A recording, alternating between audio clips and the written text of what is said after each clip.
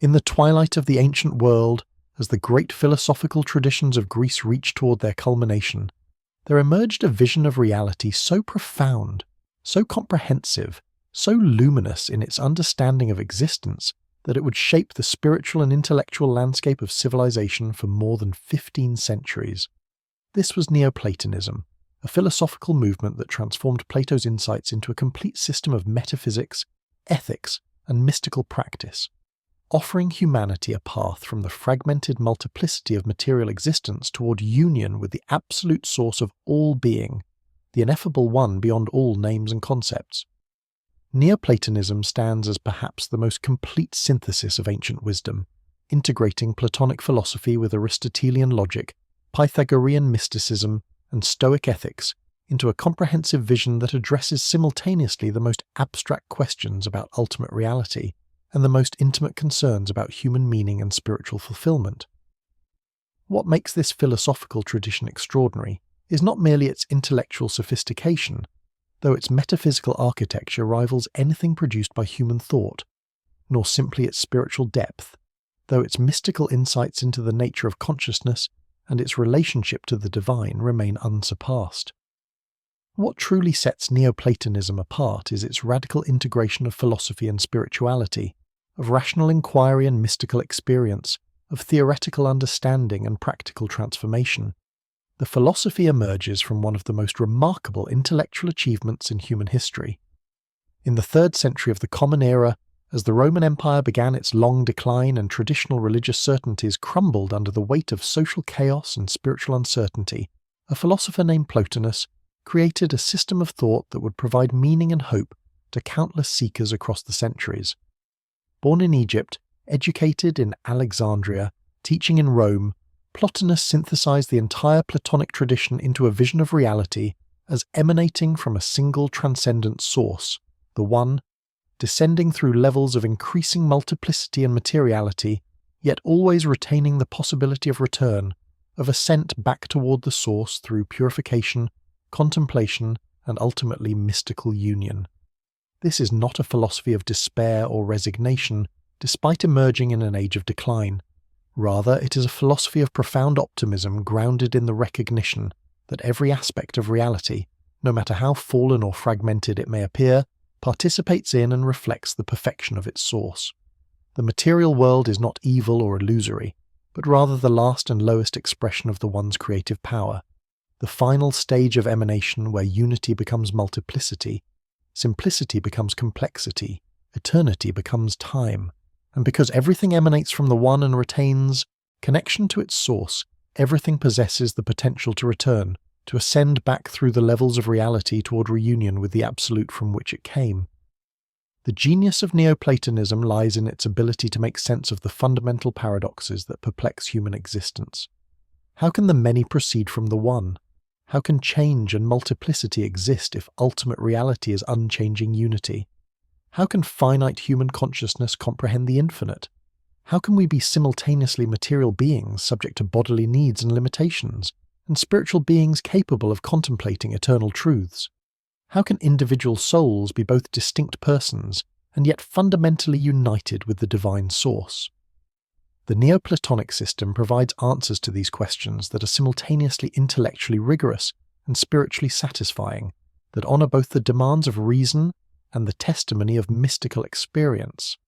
The journey we are about to undertake through the complete philosophy of Neoplatonism will reveal a vision of reality of extraordinary beauty and coherence.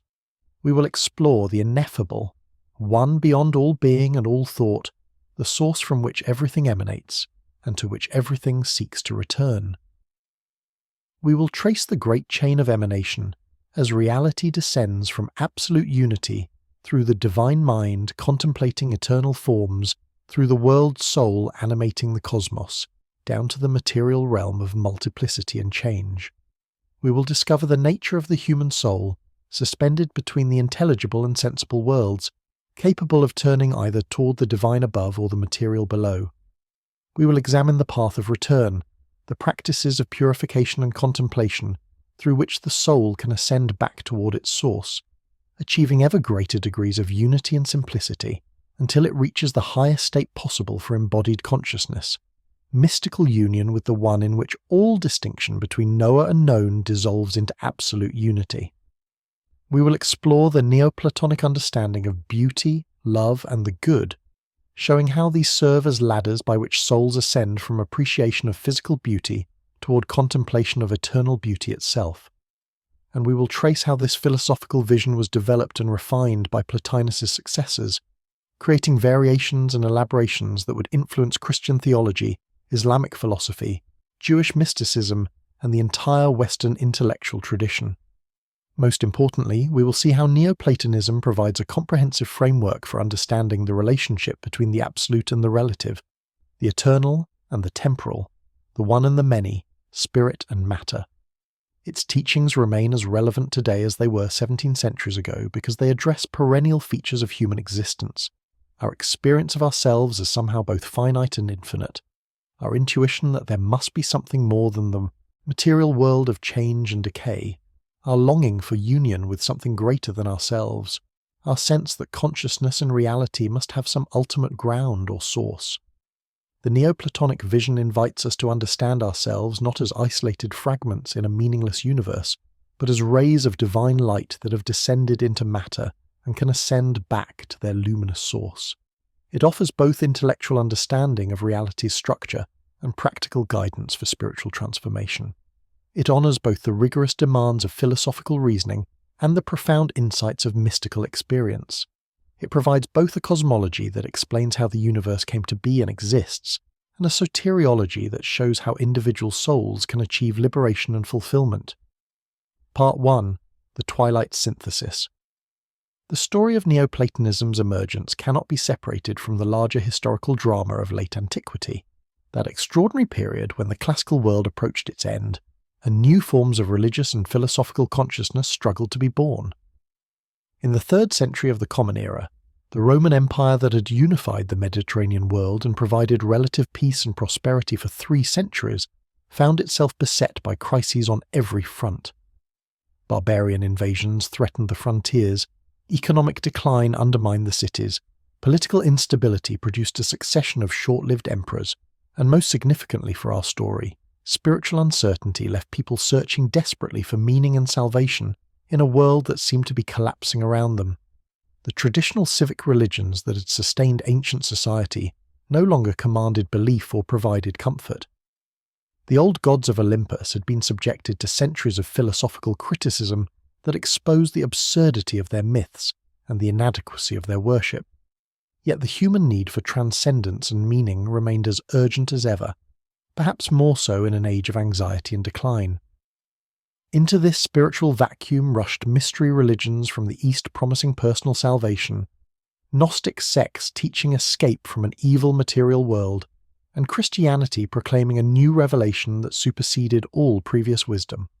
Philosophy too was forced to address not merely theoretical questions about knowledge and reality, but existential questions about how to achieve happiness and salvation in troubled times.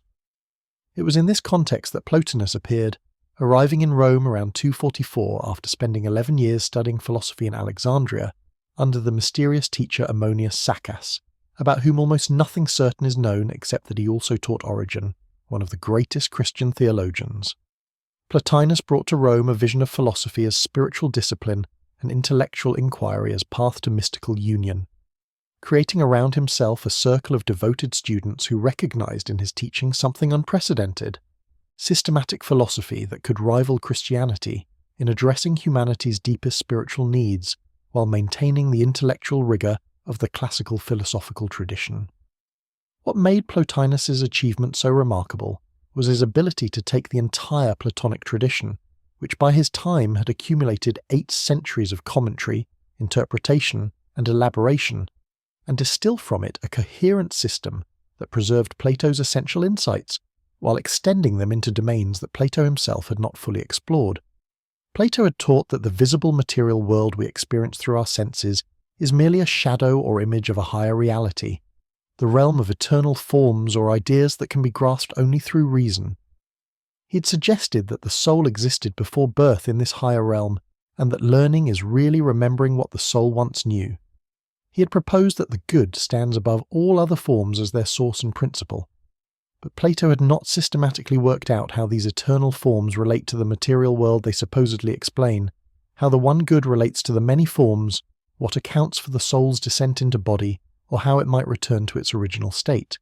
He had not provided a comprehensive account of how reality as a whole is structured, or how the different levels of being relate to each other. Most crucially, he had not fully explored the mystical implications of his philosophy, the possibility that philosophical understanding could culminate in direct experiential union with ultimate reality. Plotinus addressed all these questions and more, creating what we now call Neoplatonism, though he himself claimed simply to be interpreting Plato correctly. His great insight was to understand all of reality as emanating from a single absolute source which he called the One, descending through a series of levels or hypostases, each characterized by increasing multiplicity and decreasing unity, until it reaches the material world of bodies existing in space and time. This is not a temporal process of creation, but rather a timeless logical structure, an eternal pattern of dependence and derivation. The One does not decide at some point to create. Rather, emanation from the One is as necessary and eternal as light radiating from the sun. The brilliance of this emanation scheme is that it solves at one stroke a whole series of philosophical problems that had troubled Plato's interpreters. It explains how the many can derive from the One without the One itself becoming multiple. It accounts for degrees of perfection in reality, with things being more real and more good the closer they are to their source. It preserves the transcendence of ultimate reality while still connecting it to the manifest world. It provides a framework for understanding the human situation, caught between the spiritual and material realms, and it charts a path of return through which souls can ascend back toward their origin. But Plotinus was not working in isolation, and Neoplatonism was not his creation alone, though he provided its essential structure. He taught in Rome for 25 years, gathering around himself students who would carry his teaching forward and develop it in new directions. His most important student was Porphyry, a Syrian scholar of immense learning, who edited Plotinus's writings into the form we know them today, arranged into 6 groups of 9 treatises each, hence called the Enneads, or Nines. Porphyry was himself a significant philosopher who wrote extensively on logic, ethics, and religious practice, and his works were more widely read in late antiquity than those of his master. After Porphyry came Iamblichus, who transformed Neoplatonism by incorporating elaborate ritual practices called theurgy, divine work, that were believed to enable the soul's ascent through invocation of divine powers, rather than through purely intellectual contemplation. This represented a significant departure from Plotinus's emphasis on philosophy as the path to union with the One, but it made Neoplatonism more accessible and more religiously satisfying to those who sought not just understanding, but experiential connection with the divine. Iamblichus also elaborated the metaphysical system, multiplying the levels of reality and introducing complex hierarchies of divine beings that would influence later theological developments. The Neoplatonic tradition reached its systematic culmination in Proclus, who lived in the 5th century and created the most comprehensive and architecturally perfect expression of Neoplatonic metaphysics ever achieved. His Elements of Theology presents the entire system in geometric form, deriving 211 propositions about reality's structure from a few basic principles. His elaborate commentaries on Plato's dialogues show how the entire Platonic corpus, properly understood, points toward the emanation scheme and the path of return. And his theological works develop a rich mythology of divine orders and hierarchies that mediates between the absolute simplicity of the One and the complexity of the material cosmos. These thinkers and others created a philosophical tradition that dominated late antique intellectual life and profoundly shaped the emerging monotheistic religions. Christianity incorporated Neoplatonic categories into its theology, using Plotinian concepts to articulate doctrines of the Trinity, the Incarnation, and mystical union with God. When Christianity became the official religion of the Roman Empire in the 4th century and began suppressing pagan philosophy, Neoplatonism continued in Christian form through thinkers like Augustine and the mysterious figure known as Pseudo-Dionysius, whose writings on mystical theology are thoroughly Neoplatonic despite their Christian framing. Islamic philosophy absorbed Neoplatonism through Arabic translations of Greek philosophical texts and developed its own variations on Neoplatonic themes, particularly in the work of Al-Farabi and Ibn Sina, known in the West as Avicenna. Jewish philosophy likewise incorporated Neoplatonic ideas, most notably in the medieval Kabbalah, which presents an emanation scheme of 10 sephirot or divine attributes that clearly derives from Neoplatonic metaphysics. The Renaissance recovery of ancient texts led to a revival of Neoplatonism in the West through figures like Marsilio Ficino and the Florentine Academy, influencing everything from art and literature to science and magic. Even in the modern period when philosophy moved in apparently quite different directions, Neoplatonic themes continued to resurface. The German idealists from Kant through Hegel developed systems that bear striking resemblances to Neoplatonic emanation schemes, presenting reality as the self-unfolding of absolute spirit through levels of increasing determination and self-consciousness. Romanticism's emphasis on the unity of all things and the possibility of mystical communion with nature owes much to Neoplatonic influences mediated through Renaissance sources, and contemporary philosophy of mind struggles to understand consciousness and its relationship to material reality often recapitulate problems that Neoplatonism addressed in its own terms. Understanding Neoplatonism requires approaching it with a certain prepared mindset that may not come naturally to modern readers. We must be willing to think in terms of levels or dimensions of reality, rather than assuming that the physical world exhausts what exists.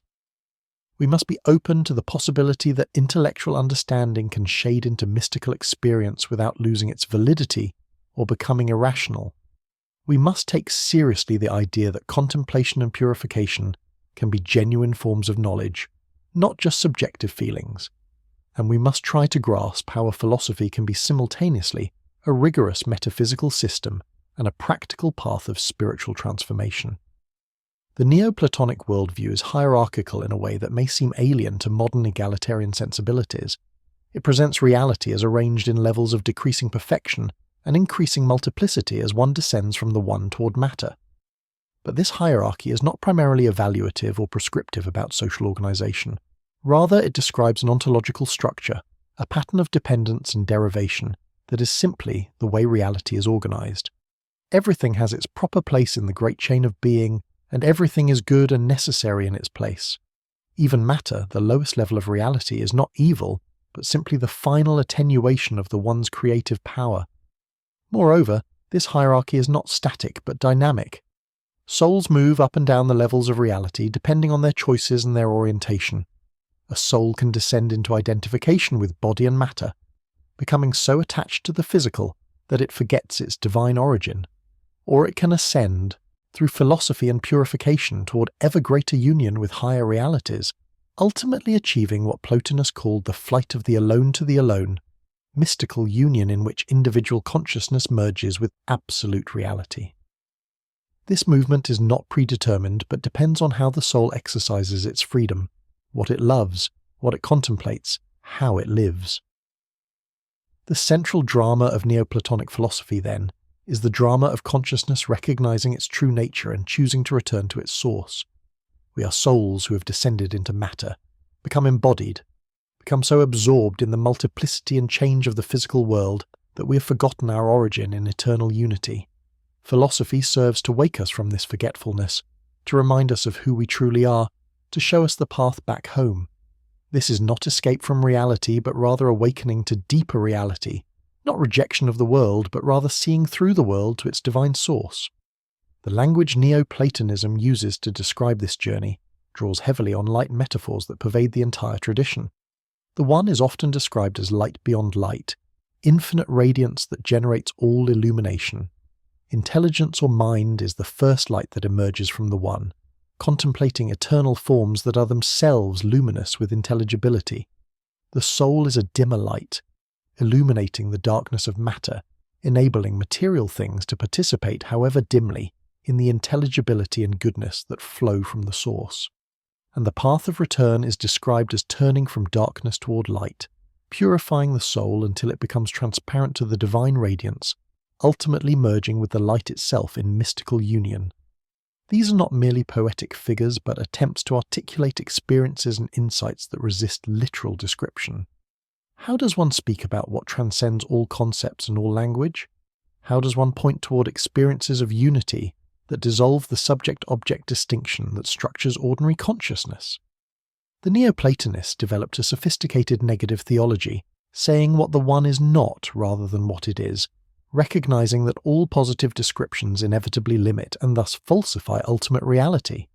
Yet they also used positive language and rich imagery, because pure negation leaves consciousness with nothing to contemplate, no direction for its ascent. This combination of philosophical rigour and mystical openness, of systematic metaphysics and apophatic theology, of rational argument and ecstatic experience, makes Neoplatonism difficult to categorize in terms of modern academic philosophy's divisions. Is it metaphysics or religion? Is it rational inquiry or mystical speculation? Is it theoretical understanding or practical wisdom? The answer in each case is both, and the inability of modern categories to accommodate this integration points to a narrowing of philosophy's scope and ambition that Neoplatonism challenges us to overcome. Part 2. The ineffable one. At the absolute apex of reality, beyond all being, all thought, all language, all conception, stands what Neoplatonism calls the One, the ultimate source from which everything else derives, and to which everything ultimately seeks to return. The One is not a being, not even the highest being, but rather beyond being itself, the principle that makes being possible, without itself being anything determinate or definite. To speak of the One is already to fall into error because speech requires multiplicity, dividing reality into subject and predicate, substance and attribute, this and that. Yet speak we must, because philosophy requires language even when attempting to point beyond language toward what transcends all articulation. Understanding why the One must be absolutely simple, without any internal differentiation or multiplicity whatsoever, requires grasping the fundamental Neoplatonic principle that explains all derivation and dependence in reality. This principle states that whatever produces something must itself be superior to what it produces, and that what is simpler and more unified is superior to what is complex and multiple. If ultimate reality contained any multiplicity, any internal differentiation, then we would need to explain how those multiple elements came to be unified, which would require positing something even more ultimate that unified them. To avoid infinite regress, there must be an absolute beginning, a first principle that is absolutely simple, containing no parts, no properties, no distinctions whatsoever. This absolute simplicity means that we cannot even say the One exists in the ordinary sense, because existence is a property that distinguishes existing things from non-existing things, and the One has no properties. We cannot say the One is good in the sense that other things are good, because this would make goodness a property the One possesses alongside other properties. We cannot say the One thinks, because thinking requires a thinker and something thought, a subject and object, and the One contains no such duality. Everything we might want to say about the One must be immediately taken back, negated, transcended, because any positive statement introduces multiplicity into what must be absolutely simple. Yet the One is not nothing, not mere absence or privation.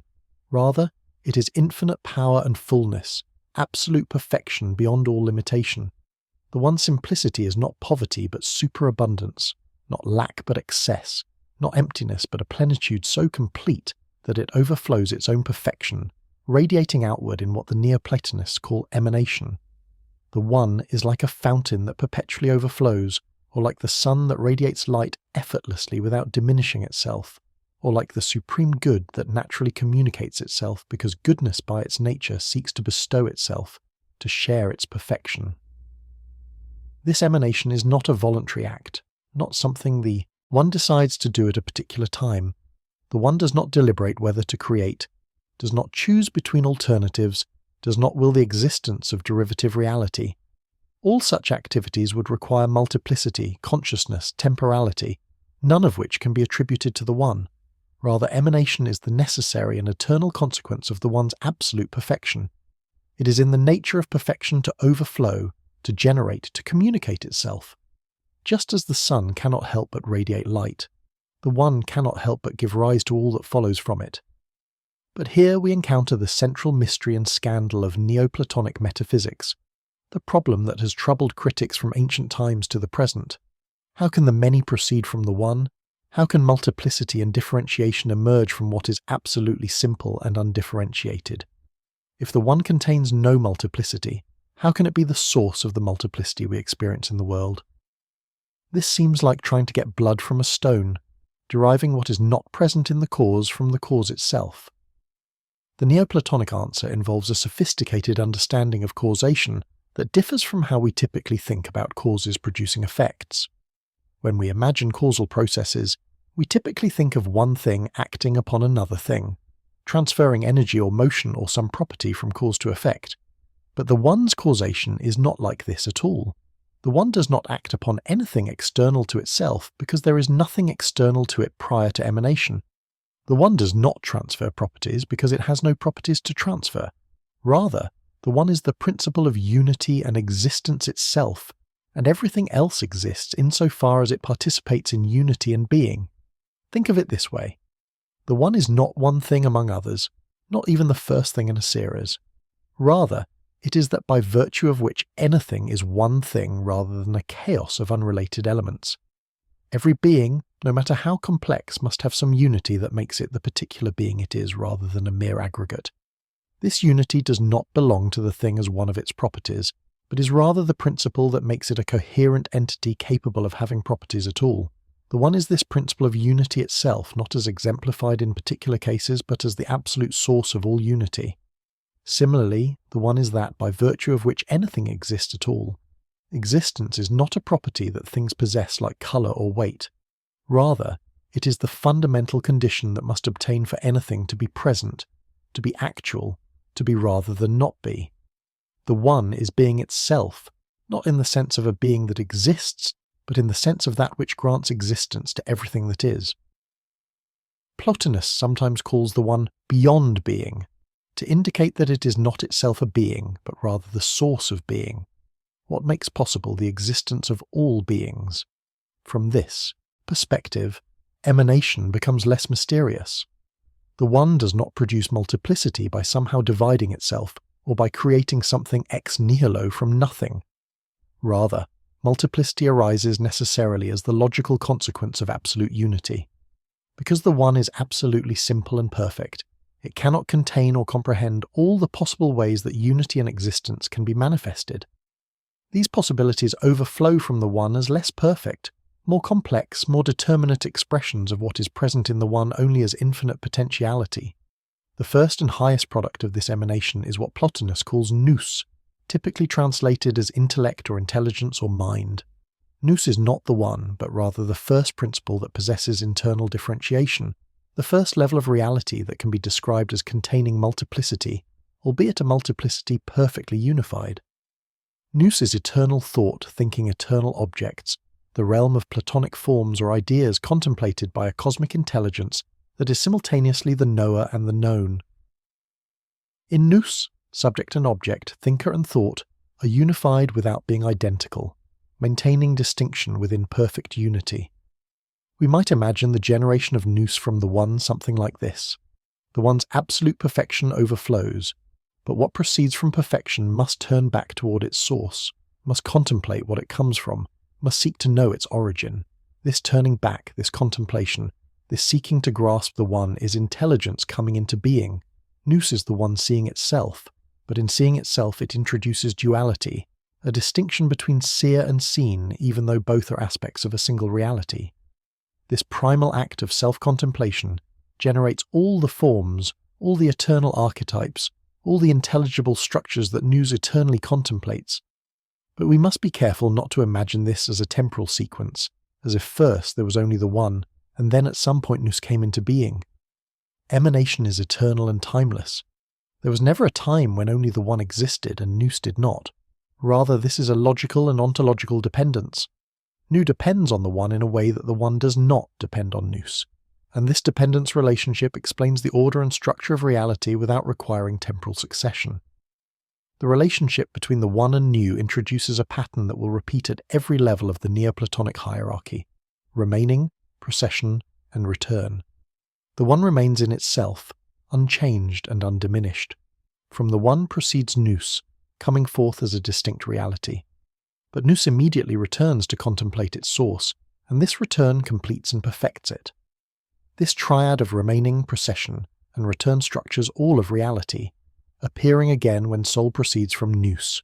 when individual souls proceed from universal soul, when the material world proceeds from soul. Everything comes forth from its source and returns to contemplate what it came from, and in this return achieves its proper perfection. Understanding the One also requires grasping the different levels of knowledge and how each is appropriate to its object. When we try to think about the One, we inevitably fail because thinking itself involves duality, a thinker and something thought. We break the absolute unity of the One by making it an object of contemplation set over against a contemplating subject. This is why Plotinus insists that we cannot properly think about the One, cannot form concepts of it, cannot speak truly of it. All our attempts to do so introduce the very multiplicity that the One by definition excludes. Does this mean the One is completely unknowable, forever beyond our reach? Not exactly. There is a kind of knowledge of the One that transcends ordinary knowing, a direct experiential contact that occurs when the soul itself becomes simple and unified enough to touch what is absolutely simple. This is mystical union, which Plotinus claims to have experienced on several occasions. In mystical union, the distinction between knower and known collapses. There is no subject contemplating an object, but rather a merging, a coincidence, an identity in which the soul becomes one with the One. But this mystical knowledge cannot be communicated through concepts or language, because it transcends the duality that makes communication possible. Someone who has touched the One in mystical union cannot really explain the experience to others, because explanation requires distinguishing this from that, subject from object, the experience from what is experienced. The best one can do is use metaphors and negative language to point toward what cannot be directly described, hoping to awaken in the listener a desire to pursue the same path of purification and contemplation that might lead to their own direct experience. This brings us to the profound ethical and spiritual implications of Neoplatonic theology. The One is not merely the metaphysical ground of reality, not just an abstract principle that explains how the many derive from the One. The One is also the supreme good, the ultimate goal of all desire, the final end toward which all things strive whether they know it or not. Everything seeks the good because everything seeks its own completion and perfection, and completion comes through return to source. The multiplicity and separation that characterize lower levels of reality are forms of incompleteness, of falling away from the perfection of the One. Return to the One is simultaneously return to goodness, unity, existence itself. For human beings, this means that the deepest spiritual goal is not to achieve some particular state or condition, not to accumulate knowledge or virtue or merit, but rather to transcend all particularity, all determination, all multiplicity and become united with the Source. The highest human achievement is to go beyond humanity, to shed all the limitations and definitions that make us individual persons, and to merge with the infinite. This sounds like annihilation, like the destruction of personal identity, and in a sense it is. But it is also the highest fulfillment, the achievement of what we most deeply are beneath all the accidental properties that distinguish us from each other. The path toward this union requires systematic simplification, the progressive removal of everything complex, multiple, and derivative until only the essential core remains. This is why Neoplatonic spiritual practice emphasizes purification, the stripping away of false identifications and attachments. We must learn to distinguish our true self from the body we inhabit, from the emotions we feel, from the thoughts we think, even from the reasoning mind we use. Each of these is something we have or use rather than what we essentially are. Beneath them all lies the soul in its purity, and beneath the individual soul lies the universal soul, and beyond soul lies intelligence, and beyond intelligence lies the One. But this journey of return is not easy or automatic. Souls descend into matter and embodiment, become identified with their bodies, absorbed in the multiplicity and change of the physical world. We forget our origin, lose sight of our goal, become entangled in concerns that pull us away from unity, toward ever greater fragmentation and dispersion. Philosophy serves as a kind of awakening, a remembering of what we truly are and where we truly belong. But philosophy alone is not enough. We need sustained practice, disciplined purification, dedicated contemplation that reorients consciousness upward toward its source. The ineffability of the One, its transcendence of all categories and concepts, reminds us that reality exceeds what can be captured in language and thought. There is always more beyond what we can say or think, always a surplus of meaning and being that escapes conceptualization. This does not make philosophy futile or language meaningless. Rather, it establishes philosophy's proper humility, recognizing that thinking and speaking are valuable tools that nevertheless have limits, that point beyond themselves toward what they cannot capture. The finger pointing at the moon is not the moon, but without the fingers pointing we might not notice the moon at all. Part 3. Intelligence and the eternal forms. From the one's absolute simplicity proceeds Nous, the divine intelligence that constitutes the first level of reality, possessing internal differentiation, and the first principle that can properly be said to exist.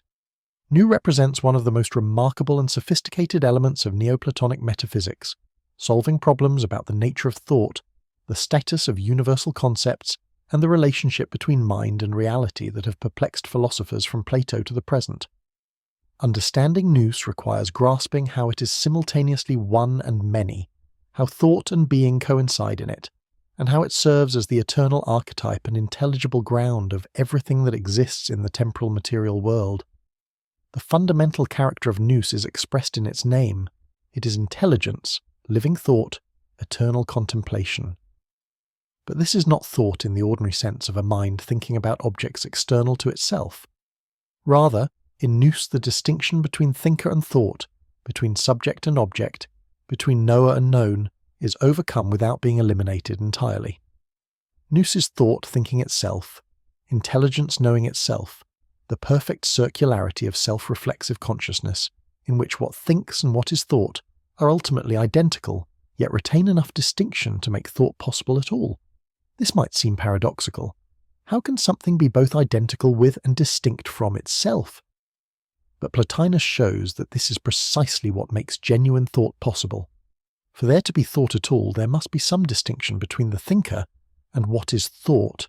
Otherwise, there would be mere blank identity with no cognitive content. Yet if thinker and thought were completely separate, completely other to each other, genuine knowledge would be impossible because the gap between them could never be bridged. The thinker would be locked in subjective consciousness, unable to make contact with objective reality. Only in Nous, where subject and object are aspects of a single reality that is both thinker and thought, can perfect knowledge be achieved. The objects of Nous's eternal thinking are the forms, the Platonic ideas that serve as eternal archetypes and patterns for everything in the material world.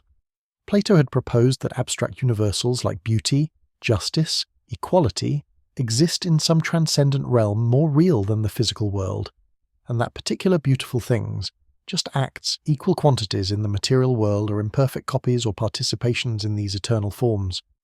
But Plato had left many questions unanswered. Where exactly do the forms exist? What is their relationship to each other? How do they relate to the physical world? Most puzzlingly, how do we account for the unity of the forms themselves? Is there one supreme form that unifies all the others, and if so, how does it relate to the many forms? Plotinus's brilliant solution is to locate the forms as the contents of divine intelligence, as the eternal thoughts of Nous. The forms do not exist in some separate realm that intelligence must somehow reach out to grasp. Rather, they are identical with intelligence itself, aspects or articulations of its eternal self-contemplation. When Nous thinks itself, what it thinks is the totality of forms, the complete system of intelligible structures that constitutes its being. Nous is simultaneously the thinker thinking all the forms, the thought of all the forms, and the totality of forms themselves existing as perfect unity and diversity. This solves the problem of how the forms relate to each other. They exist in perfect systematic unity within intelligence, each implying and requiring all the others, forming a coherent whole in which every form is connected to every other through logical relationships of implication and contrast. The form of beauty relates to the form of the good, which relates to the forms of justice and courage, which relate to mathematical forms, which relate to forms of natural kinds, and so on, forming an integrated system in which each form has its proper place and meaning only in relation to all the others. It also solves the problem of how the forms relate to the physical world. Intelligence does not stand apart from the world regarding it from some external perspective. Rather, Nous is the intelligible ground and essence of the world, its inner rational structure and meaning. When we grasp the form of tree, We are not escaping to some other realm, but rather penetrating through the accidental and changeable features of particular trees to apprehend what a tree essentially and eternally is. The forms exist simultaneously in intelligence as its eternal thoughts, and in things as their essential natures and structuring principles. The multiplicity of forms within Nous represents the first breaking of absolute unity, the first emergence of plurality from the one. Yet this multiplicity is radically different from the multiplicity of the material world. In the physical realm, things are separate from each other, existing in different locations divided by space, following temporal succession. One thing excludes another. If this body occupies this space, another body cannot occupy the same space at the same time. Change and motion involve things losing some properties and gaining others, being now this way and now that way.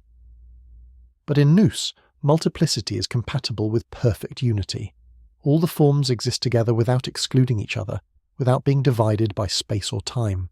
Each form is where all the others are, namely everywhere and nowhere, because Nous transcends spatial location. Each form is when all the others are, namely in eternity, which is not endless time, but rather the simultaneous and complete possession of endless life. The forms do not change or develop or succeed each other, but rather all exist together in eternal simultaneity, are fullness of being in which past, present, and future are gathered into timeless now. We might think of this as similar to how different mathematical truths coexist in the realm of mathematics. The Pythagorean theorem does not exclude or compete with the properties of prime numbers. Both exist together in the logical space of mathematical reality, along with all other mathematical truths, forming a coherent systematic whole. Yet each theorem retains its own identity and specific content even while being necessarily connected to all the others through logical relationships. This provides a faint analogy, though only an analogy, for how the forms exist in Nous. The eternal character of Nous means that it exists in what Plotinus calls the life of intelligence, which is radically different from temporal existence. Time involves succession, first this, then that, one moment following another, the present constantly becoming past as new moments emerge as present. But in Nous there is no before and after, no succession, no becoming. Everything that intelligence is, it is completely and simultaneously. There is no waiting for something to arrive, no memory of what was, no anticipation of what will be, but only the eternal actuality of complete and perfect being. This timelessness does not mean static, frozen immobility. Rather, Nous is described as having the most intense life and activity, a superabundant vitality that exceeds anything we experience in temporal existence. But this life is not spread out over time, not divided into successive moments of activity. Rather, it is the simultaneity of perfect activity, thinking that is always complete yet never completed because it never began, knowing that is eternal yet eternally fresh because it transcends the staleness that affects temporal repetition. Understanding how human intelligence relates to divine intelligence reveals one of the most significant aspects of Neoplatonic epistemology. When we engage in genuine philosophical thinking, when we grasp eternal truths and universal principles, we are not creating these truths or abstracting them from sensory experience. Rather, we are touching intelligence itself, making contact with Nous, achieving a partial and temporary union with divine mind.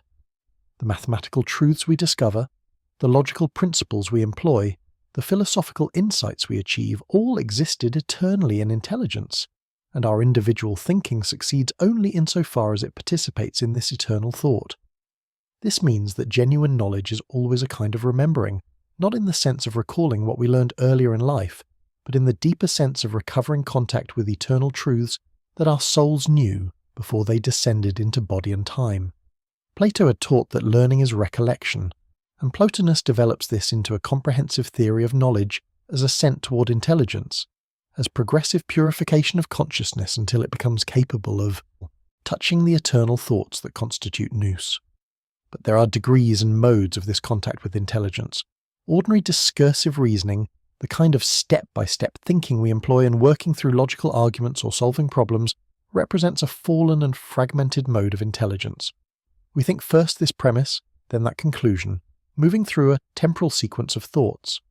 This is intelligence dispersed through time, broken into successive moments, unable to grasp truth all at once. It is intelligence that has descended into soul and time, losing the simultaneity and completeness of Nous itself. Higher forms of thinking involve intuition, direct insight, immediate grasp of truth without discursive mediation. When we suddenly see the solution to a problem without having to work through steps, when a complex argument becomes transparently clear all at once, when the meaning of a difficult text suddenly illuminates for us, we experience brief touches of the kind of knowing that is native to Nous. These moments of intuitive understanding are not inferior to discursive reasoning but superior, representing a partial recovery of intelligence's eternal mode of knowing. The highest form of intellectual knowing comes in what later Neoplatonists would call noetic or intellectual contemplation, a state in which individual consciousness achieves sustained union with intelligence, thinking the eternal thoughts of Nous, seeing reality from the perspective of divine mind. This is not mystical union with the One, which transcends all thought and consciousness, but rather the perfection of consciousness, thinking elevated to its highest possible level. In intellectual contemplation, the soul becomes what it knows, achieving identity with the intelligible realm. This might sound impossibly abstract or mystical, but Plotinus insists that philosophical reasoning itself, when pursued with proper discipline and concentration, naturally leads toward this higher knowing. Mathematics provides an especially clear example. When we grasp a mathematical truth, we are not merely having a subjective experience or creating a mental construct. Rather, we are touching objective eternal reality, making contact with forms that exist in intelligence. The more deeply we penetrate into mathematical understanding, the more we move beyond time-bound consciousness toward the eternal simultaneity of Nous. The same applies to philosophy itself. When we genuinely grasp philosophical truths about being, unity, goodness, beauty, justice, we are not merely forming opinions or processing information. Rather, we are achieving union with eternal ideas, touching intelligence itself. Philosophy's ultimate goal is not to accumulate knowledge about philosophical topics, but to transform consciousness itself, elevating it from temporal discursive thinking to eternal intellectual vision. Philosophical truth is not something external that we come to know, but rather something we become through the transformation of consciousness. The relationship between Nous and the One raises deep questions about the nature of perfection and the inevitability of procession from absolute unity to multiplicity. Why does intelligence proceed from the One at all? Why is there anything beyond the absolute simplicity of the first principle? These questions have troubled interpreters of Neoplatonism throughout its history, because they seem to imply imperfection in the One if it cannot contain all reality within its absolute unity. Plotinus's answer involves recognizing that absolute perfection necessarily overflows itself. The One does not lack anything or need anything beyond itself, but precisely because of its utter perfection and fullness, it cannot help but communicate its goodness, cannot help but generate further reality as the necessary consequence of its own nature. Just as the sun cannot help but radiate light, just as a fountain cannot help but overflow, the One cannot help but emanate Nous as the first expression of its infinite power. This is not a deficiency, but rather an expression of superabundance. The One is so perfect that its perfection exceeds the bounds of unity, spilling over into multiplicity while remaining itself absolutely simple and undiminished. Intelligence proceeds from the One not because the One needs or wants intelligence, but because the generation of intelligence is the natural and necessary consequence of absolute perfection, encountering, as it were, its own impossibility of being surpassed or contained. Part 4. The World Soul and Cosmic Animation. Between the eternal unity of intelligence and the dispersed multiplicity of material bodies stands soul, the third great hypostasis of the Neoplatonic hierarchy. Soul occupies a unique and pivotal position in the structure of reality, serving as mediator between the timeless intelligible realm and the temporal sensible world, between unity and multiplicity, between eternity and time. Understanding soul in its full complexity requires grasping how it is simultaneously one and many, how it dwells in eternity yet generates time, how it remains unified while being present everywhere in the cosmos, animating and organizing the material universe while maintaining its connection to the higher realities from which it proceeds. The generation of soul from intelligence follows the same pattern we have seen at higher levels, remaining, procession, and return. intelligence remains in itself, eternally contemplating the forms that constitute its being. From intelligence proceeds soul, coming forth as a distinct reality that possesses less unity and greater multiplicity than its source. But soul immediately turns back to contemplate intelligence, and this return constitutes its perfection and defines its essential nature. Soul is the eternal act of contemplating intelligence and the forms, thought that has descended from the simultaneity of Nous into a more discursive and temporal mode, intelligence dispersed through succession rather than gathered in eternal presence. But soul is not singular. There are multiple souls, or rather soul exists in multiple modes that are simultaneously distinct and unified. There is the world soul, or universal soul, that animates and organizes the entire cosmos as a single living being. There are individual souls associated with celestial bodies, the souls of stars and planets that guide their movements. There are the souls of human beings, each unique yet sharing in a common nature.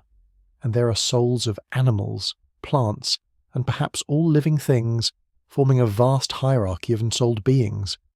Yet all these souls are ultimately one soul, aspects or expressions of a single soul principle that manifests in different ways at different levels of reality. The relationship between individual souls and the world soul is one of the most subtle and difficult aspects of Neoplatonic psychology.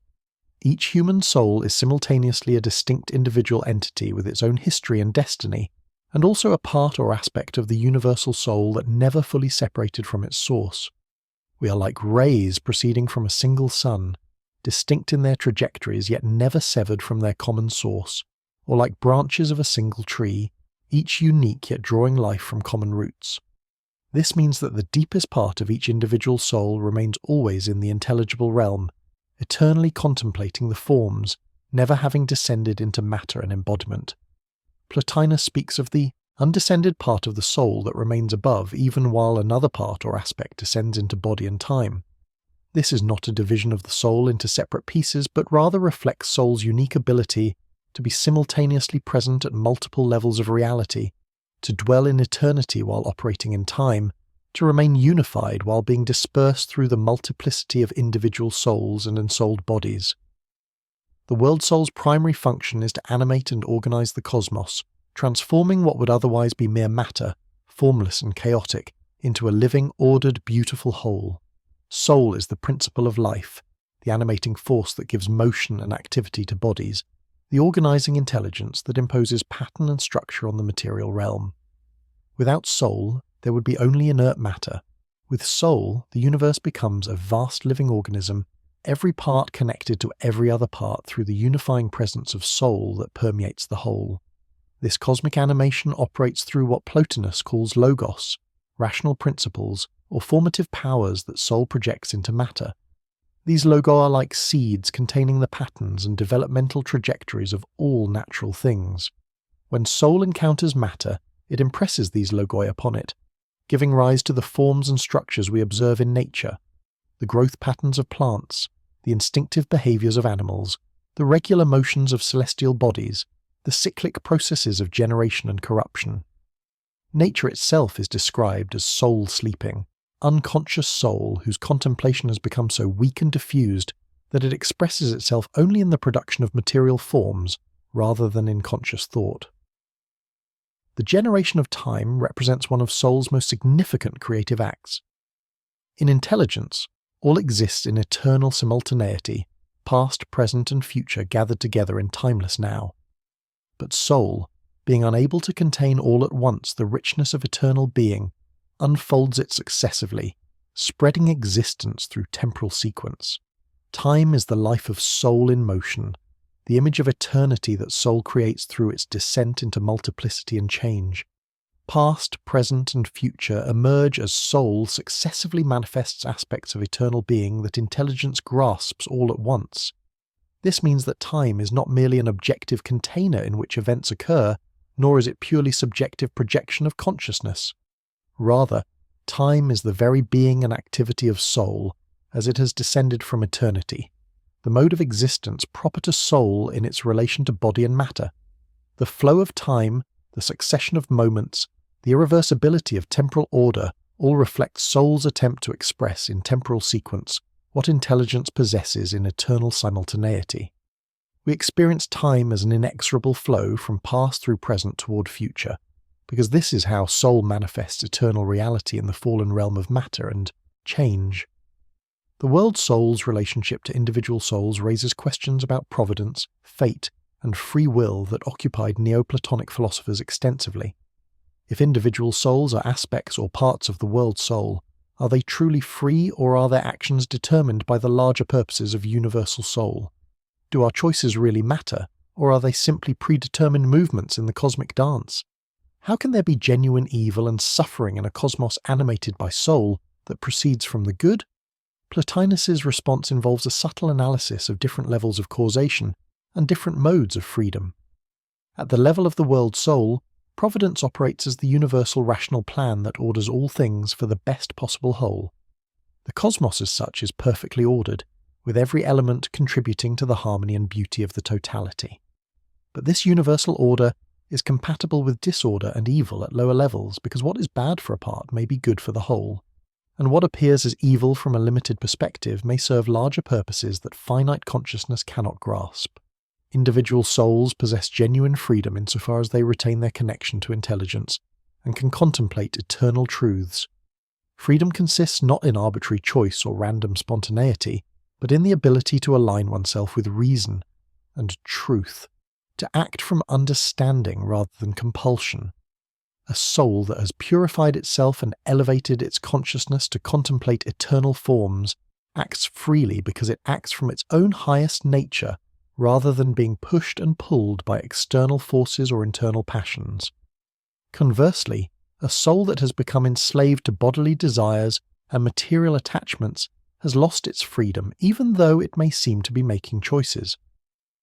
Fate operates at the level of the body and the material realm, determining the circumstances into which souls are born and the external events they must navigate. These circumstances are not arbitrary, but reflect the universal order maintained by soul's providence and the consequences of each soul's previous choices and actions. The doctrine of reincarnation or transmigration of souls, which Plotinus accepts from Plato, means that souls experience different embodiments, ascending or descending through the hierarchy of living beings depending on how they lived their previous lives.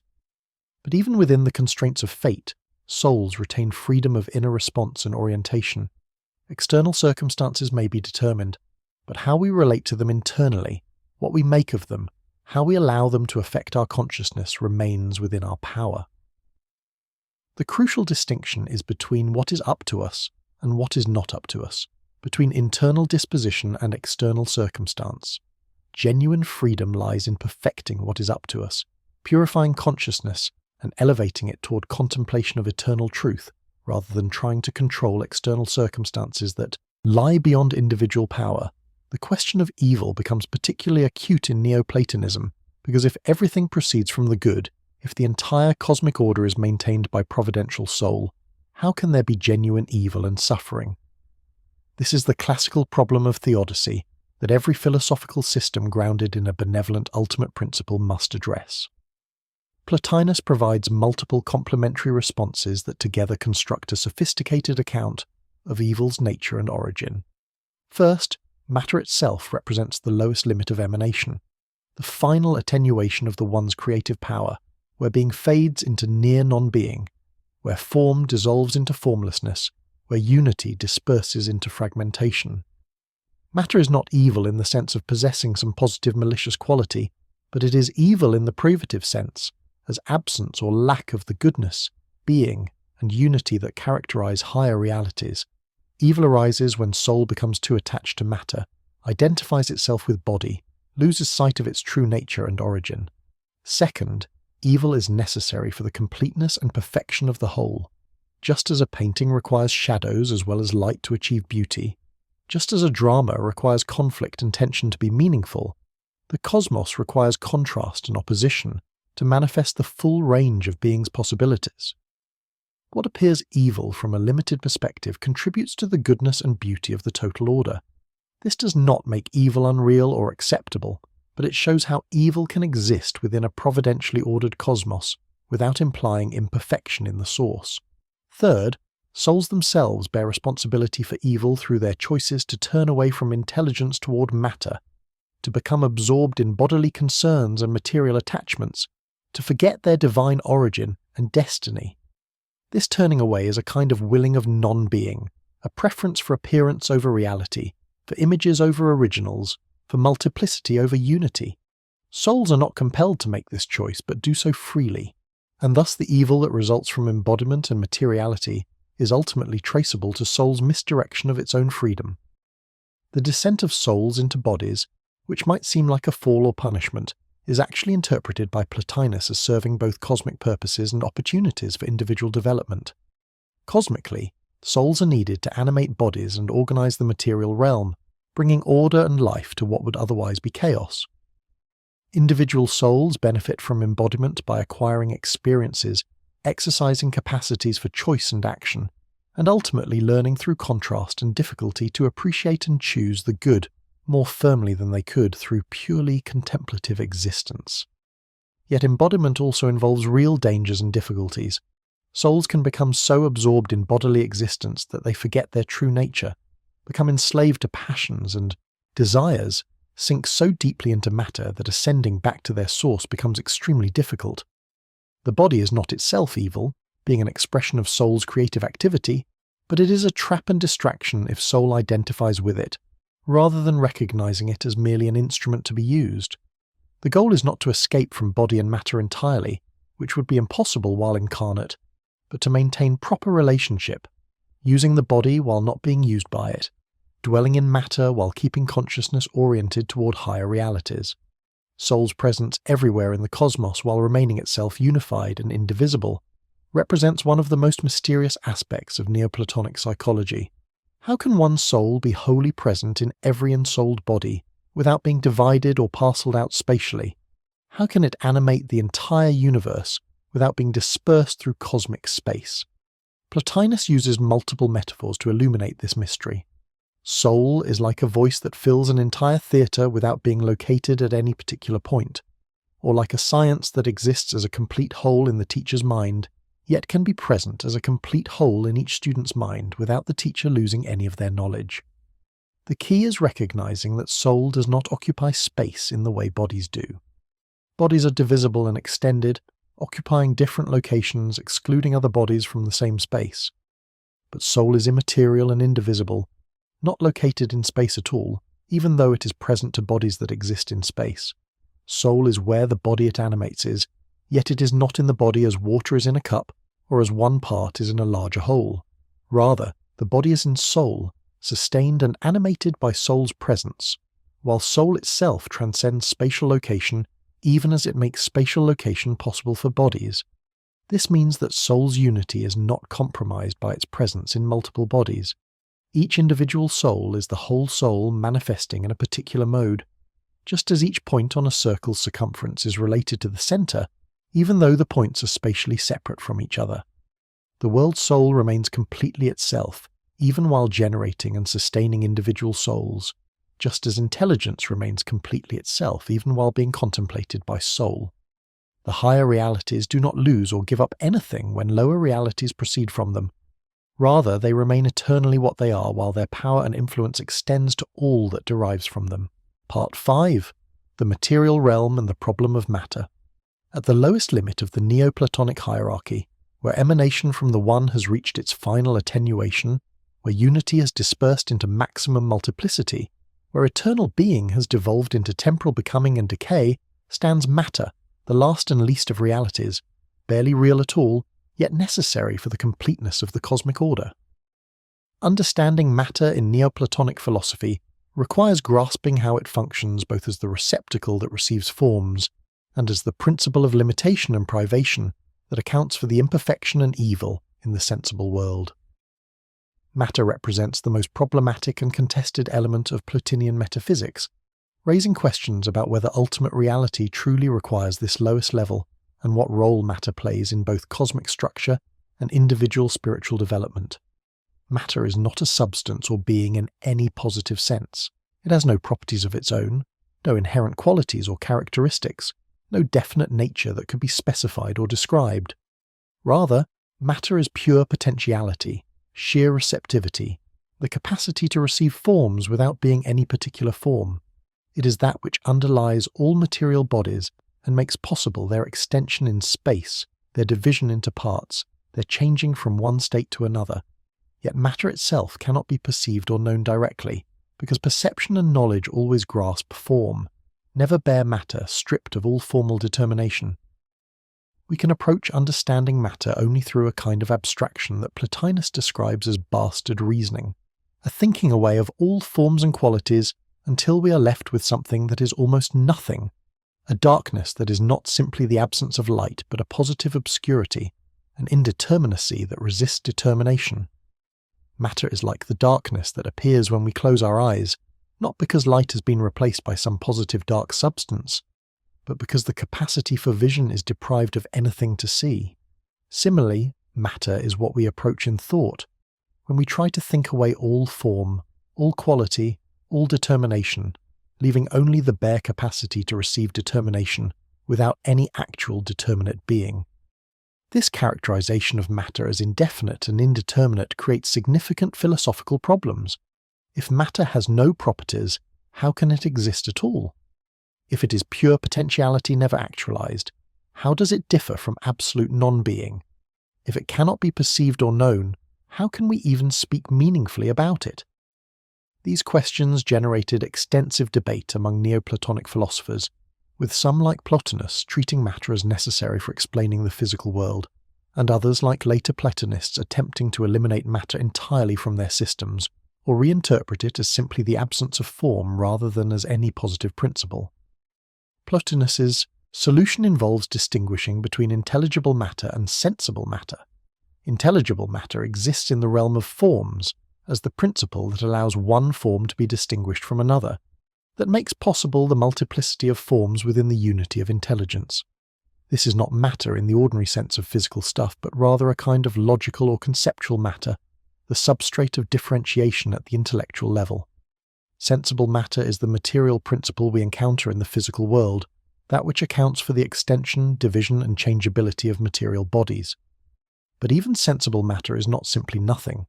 It represents the final limit of emanation from the One, the point where being fades into non-being, where form dissolves into formlessness, where unity disperses into ultimate fragmentation.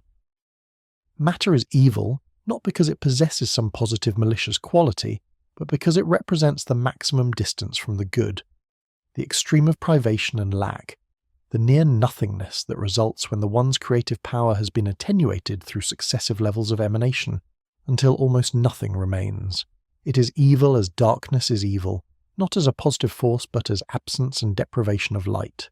The relationship between form and matter in individual material bodies follows the pattern established in Aristotelian philosophy, but interpreted within the Neoplatonic framework of emanation and return. Physical bodies are composites of form and matter, with form providing their definition, structure, and intelligibility, while matter provides their extension, divisibility, and capacity for change.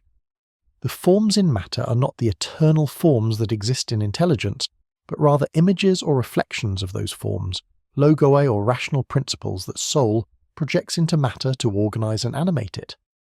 These material forms are perpetually unstable, because matter resists form, cannot fully receive or maintain formal determination. This is why material bodies are always changing, always in process of generation and corruption, always becoming rather than simply being. The form of a tree, for example, struggles to maintain itself against the formless indeterminacy of matter, imposing temporary order and organization that will eventually dissolve back into disorder when the tree dies and decays. All material existence is characterized by this tension between form, trying to determine matter, and matter resisting complete determination. The problem of matter creates the fundamental structure of the material world as a realm of becoming rather than being, of appearance rather than reality, of images rather than originals. Physical bodies are not truly real in the way that forms are real, because they lack the permanence, stability, and self-sufficiency of genuine being. They exist only by participating in forms, by receiving temporary impressions of eternal patterns, by being animated and organized, by soul's presence. Left to itself, matter would be sheer chaos, but permeated by form and animated by soul, it becomes cosmos, the ordered and beautiful universe we inhabit. Yet this cosmos, despite its beauty and order, remains deeply flawed and inferior to the higher realities from which it proceeds. Time replaces eternity, succession replaces simultaneity, multiplicity replaces unity, change replaces permanence, appearance replaces reality. The sensible world is like a shadow or reflection of the intelligible realm, possessing derivative reality that depends entirely on what it images without achieving the substantial reality of its archetype. A beautiful body in the physical world is beautiful only by participating in the form of beauty that exists eternally in intelligence. Remove that participation, and the body's beauty vanishes. This does not mean that the material world is worthless or should be despised. Plotinus is quite emphatic that the cosmos is the best possible material world, as beautiful and well-ordered as anything material could be. Soul has organized matter to the highest degree possible, imposing maximum form on what inherently resists form, creating genuine beauty and harmony despite the limitations imposed by matter's nature. We should admire and appreciate the physical universe as a magnificent work of art, a visible manifestation of invisible realities, a stepping stone that can guide consciousness upward toward contemplation of eternal forms. But we should not mistake the image for the original, the reflection for what it reflects. The danger of embodiment is that souls become so absorbed in the sensible world, so captivated by physical beauty and material goods, that they forget about the higher realities these merely image. We are like people watching shadows on a cave wall, as Plato's famous allegory suggests, mistaking the shadows for reality, not realizing that what we see is merely the projection of a truer reality that exists behind us in a realm we have forgotten how to perceive. The descent of souls into matter and embodiment represents the final stage of the great chain of emanation, the point where spiritual beings become entangled with material bodies, where consciousness that should be directed upward toward intelligence becomes turned downward toward sensation and matter. This descent is simultaneously natural and necessary for the completion of the cosmic order, yet dangerous and potentially destructive for individual souls. Bodies need souls to animate them. The material world requires conscious beings to appreciate its beauty and participate in its life, but souls risk losing themselves in the very realm they are meant to organize and transcend. Understanding how souls become embodied requires examining the relationship between soul, body, and matter more carefully. The body is not simply matter, it is informed matter, matter organized, according to principles that soul projects into it. When a soul becomes associated with a particular body, it does not enter into the body as one container enters another, or as liquid enters a vessel. Rather, the body comes to exist through soul's presence and activity, being organized and animated from the beginning by soul's formative power. The soul uses the body as its instrument, its means of acting in and on the material world. Yet this instrumental relationship can become perverted when soul identifies itself with its instrument, forgets its transcendent nature, and becomes enslaved to bodily needs and desires. This is the true fall, not the mere fact of embodiment, but the soul's misdirection of its attention and concern downward toward matter rather than upward toward intelligence.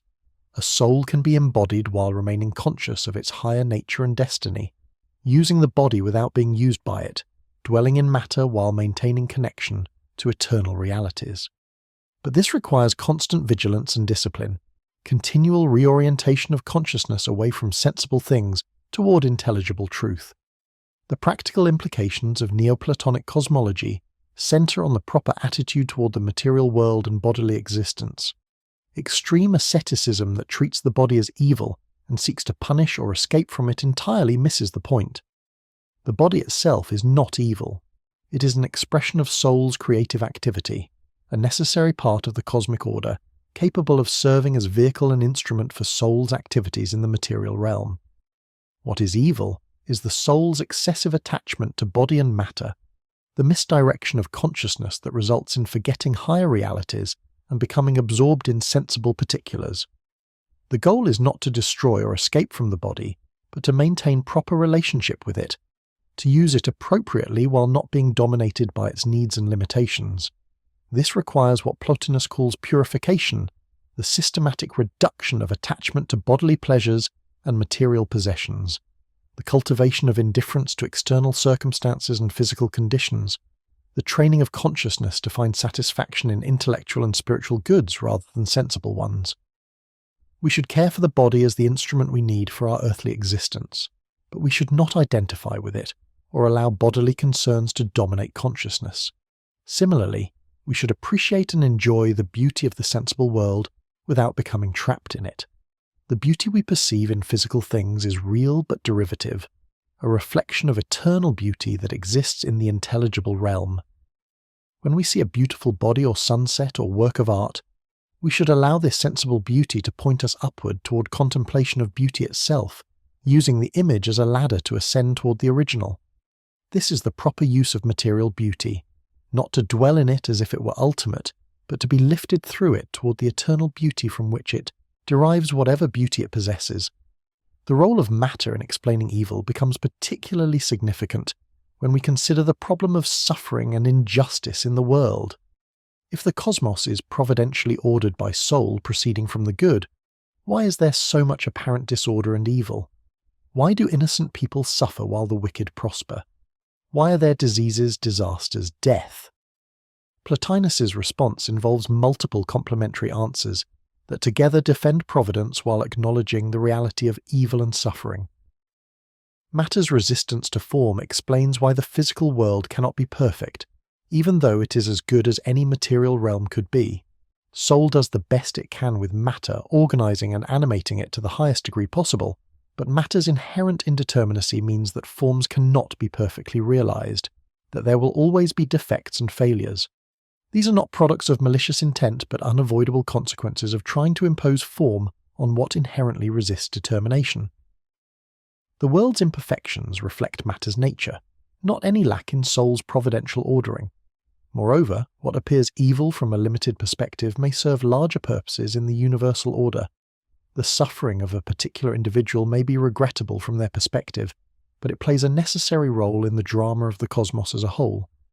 Just as a single discordant note in a symphony serves the larger musical purpose, or as a shadow in a painting contributes to the overall composition's beauty, apparent evils contribute to the perfection of the total cosmic order in ways that finite consciousness cannot grasp. Providence operates at the level of the whole, ensuring that everything works together for the best possible totality even when individual parts experience hardship. Finally, souls themselves bear responsibility for evil through their choices to turn toward matter and away from intelligence, to become absorbed in bodily concerns and material attachments.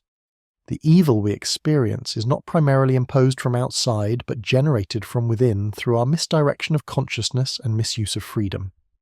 We suffer because we have attached ourselves to things that cannot provide genuine satisfaction, because we have identified with bodies that are subject to pain and decay, because we have forgotten our true nature and lost connection to the source of being and goodness.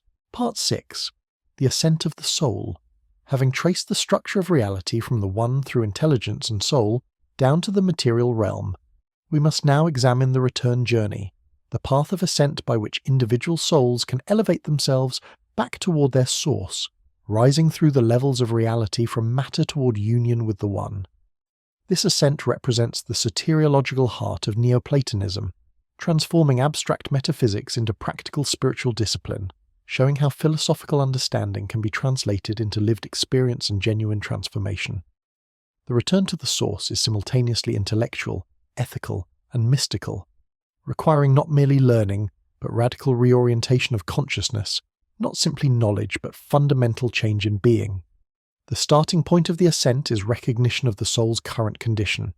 Fallen, embodied, entangled with matter, absorbed in sensible particulars, forgetful of its true nature and origin. This recognition itself requires a kind of awakening, a moment when the soul glimpses something beyond the material realm, feels dissatisfaction with sensory pleasures and worldly goods, begins to wonder whether there might be more to existence than what appears to the senses. Philosophy serves as this wake-up call, reminding souls of eternal truths they have forgotten, pointing them toward realities they have lost sight of, calling them to remember who they truly are beneath the false identifications and attachments that constitute their fallen condition. But philosophical understanding alone is not sufficient for genuine transformation.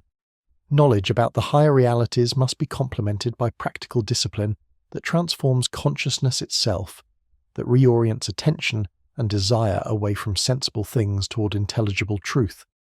This is why Neoplatonic spiritual practice emphasizes purification, the systematic reduction and eventual elimination of attachments to body and matter that bind consciousness to the lower realm. Purification is not merely ethical improvement, though it includes becoming more virtuous, but rather an ontological transformation that makes the soul more unified, simpler, more like the higher realities it seeks to reach. The traditional virtues, courage, moderation, justice, wisdom, play an important role in this purification, but they must be understood at multiple levels corresponding to the soul's different relationships to body and world. The civic or political virtues that govern proper behavior in social life represent the lowest level, moderating desires and emotions to enable harmonious communal existence, but still assuming engagement with material concerns and bodily needs. These are virtues of the soul insofar as it remains entangled with body, helping to regulate that engagement without yet enabling transcendence. Higher than civic virtues are the purificatory or cathartic virtues that aim at freeing the soul from bodily concerns altogether. These virtues cultivate indifference to physical pleasure and pain, detachment from material goods, independence from external circumstances. The purified soul learns to satisfy itself through intellectual contemplation rather than sensory experience, finding all its needs met internally through connection with eternal truth rather than externally through acquisition of temporal goods. This purification gradually transforms consciousness from being body-centered to being soul-centered, from identifying with the physical organism to recognizing one's true nature as intellectual being. Beyond purificatory virtues lie the contemplative virtues proper to soul insofar as it has achieved union with intelligence. At this level, virtue is no longer struggle against temptation or disciplined control of lower impulses, but rather the natural expression of consciousness that has become intellectual, that sees reality from the perspective of eternal forms, that acts from understanding rather than desire or duty. The contemplative virtues represent perfection of consciousness itself, soul fully actualized as what it essentially is, intelligence contemplating eternal truth. The process of purification involves systematic disidentification with body and matter. We typically experience ourselves as embodied beings defined by physical characteristics, social roles, personal histories, emotional states, all the particular and contingent features that distinguish us from others. But all these identifications are false, or at least peripheral to what we essentially are. The purifying soul learns to distinguish itself from its body, recognizing that it uses the body but is not the body, inhabits the body temporarily but will survive the body's death.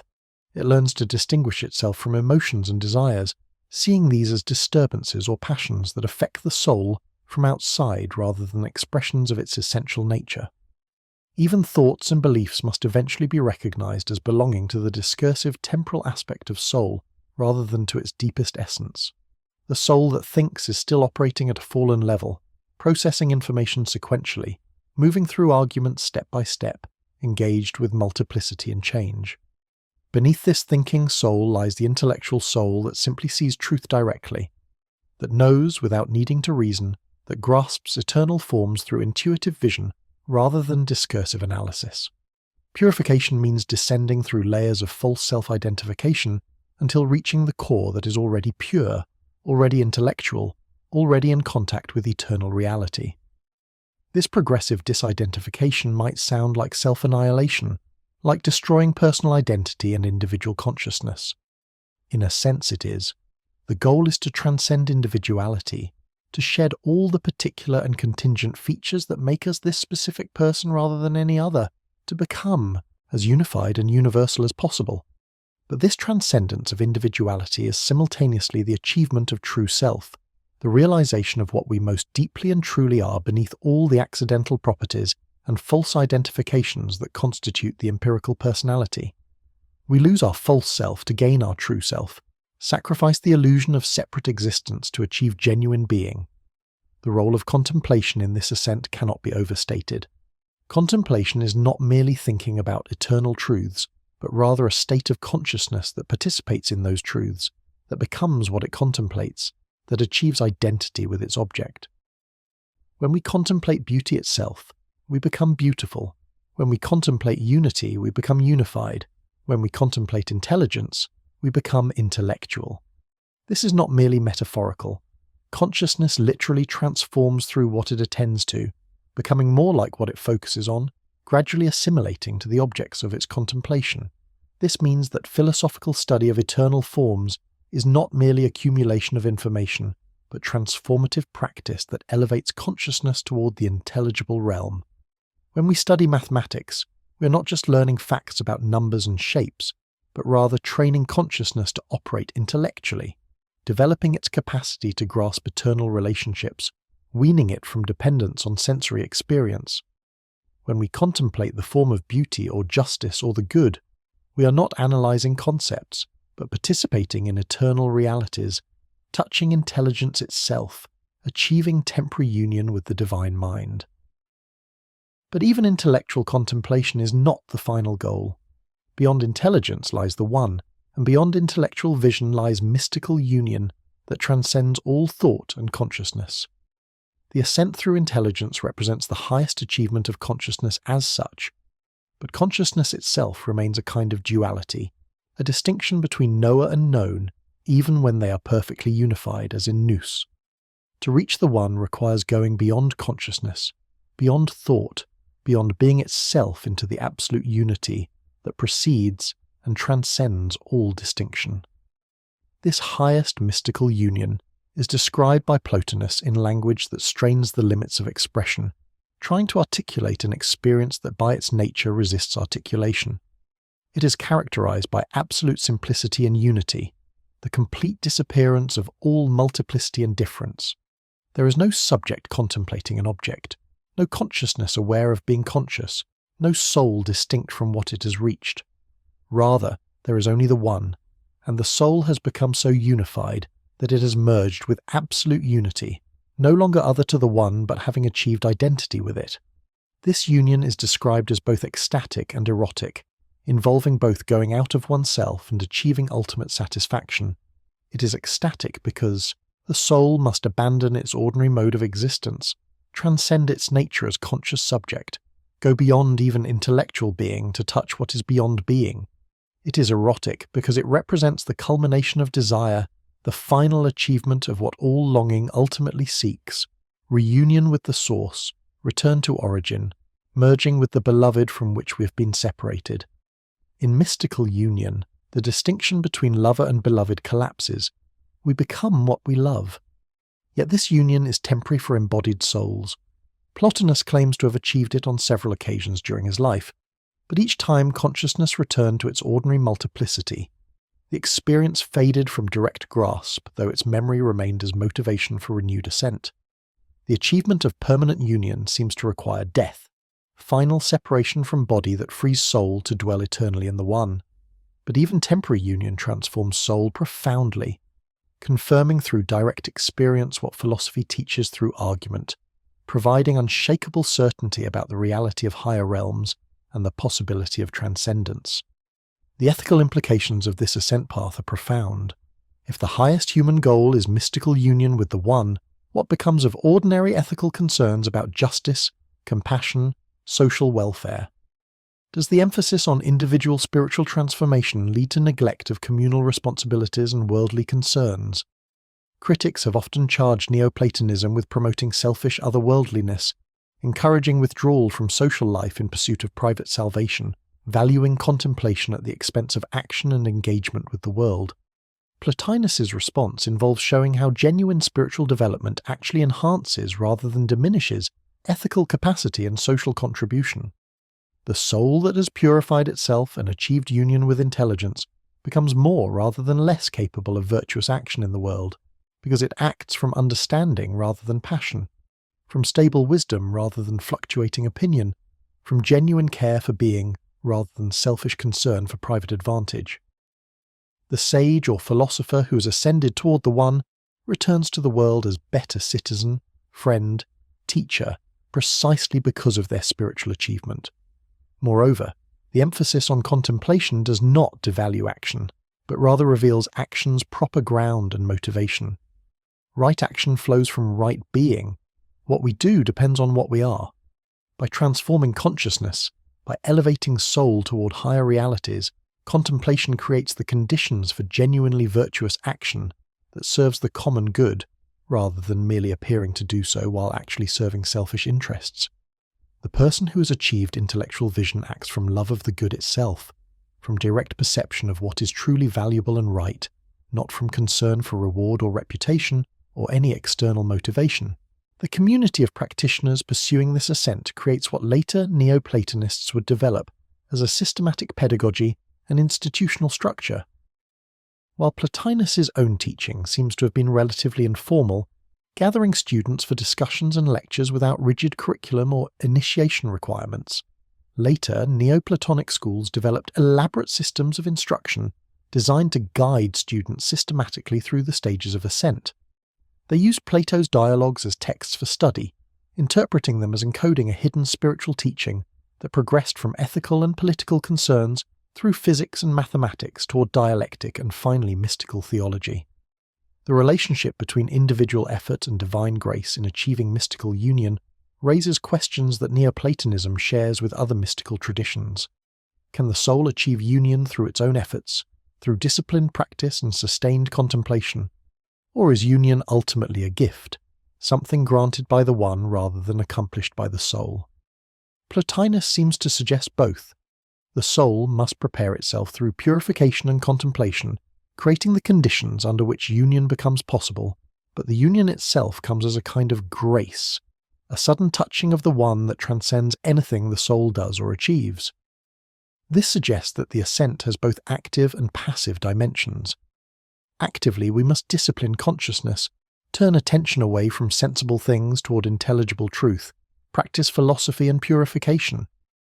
But passively, we must also wait, remain open, allow the higher reality to act upon us, surrender control and let the one draw us upward.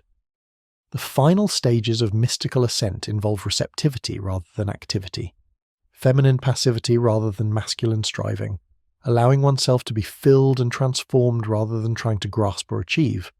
The soul rises to the one not through its own power, but by receiving the one's power, not through its own activity, but by being acted upon. Part 7. Beauty and the Ladder of Love. Among all the themes that permeate Neoplatonic philosophy, perhaps none is more central or more beautiful than the role of beauty itself, as a ladder by which souls ascend from sensible to intelligible realities, from material to spiritual existence, from multiplicity to unity. Beauty serves as mediator between levels of reality, as the quality that makes the eternal visible in the temporal, the intelligible perceptible to sense, the forms manifest in matter. Understanding the Neoplatonic philosophy of beauty requires grasping how it is simultaneously objective and subjective, how it exists both in things and in souls, and how love of beauty naturally leads consciousness upward toward contemplation of beauty itself, the eternal form from which all particular beauties derive. The experience of beauty provides one of the most accessible entry points for philosophical awakening because it speaks immediately to something deep within us, creating desire and longing that point beyond the beautiful object towards something higher.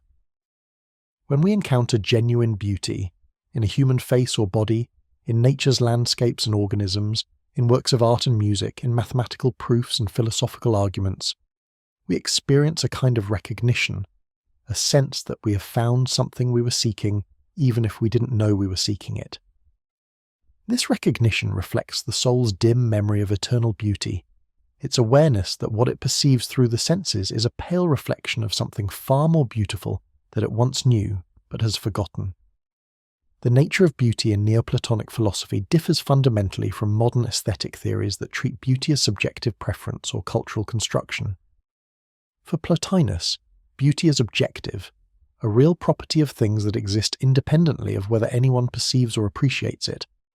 Beautiful things genuinely possess beauty by participating in the form of beauty that exists eternally in intelligence. But beauty is also relational in the sense that it exists fully only when perceived by a consciousness capable of recognizing and responding to it. A beautiful object that no one ever perceives is like a light shining in darkness that illuminates nothing. Its beauty remains potential rather than actual until a soul awakens to it. What makes something beautiful?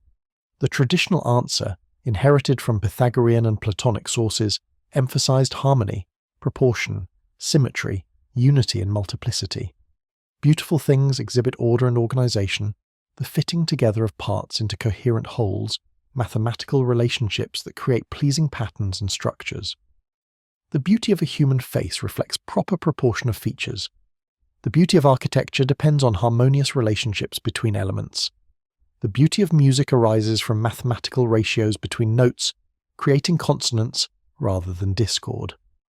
But Plotinus recognized that this account, while true as far as it goes, cannot be complete, because it makes beauty dependent on complexity and multiplicity, on the arrangement of parts.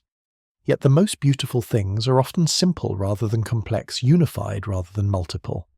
A single point of light can be beautiful, a pure color can be beautiful, a simple mathematical truth can be beautiful, even though none of these exhibits harmony of parts or proportion of elements. This suggests that beauty is more fundamentally related to unity and form than to any specific proportional relationships.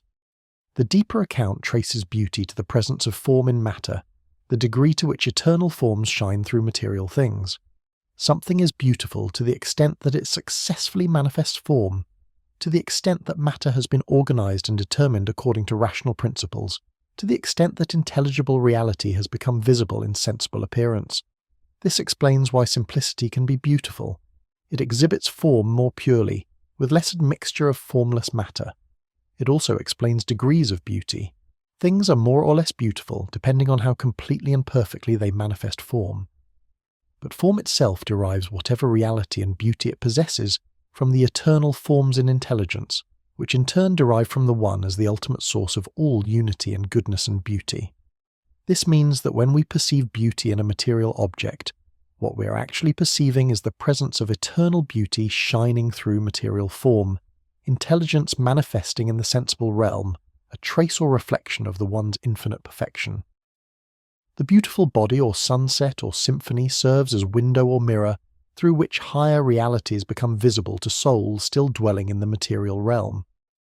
This creates a hierarchical understanding of beauty corresponding to the levels of reality.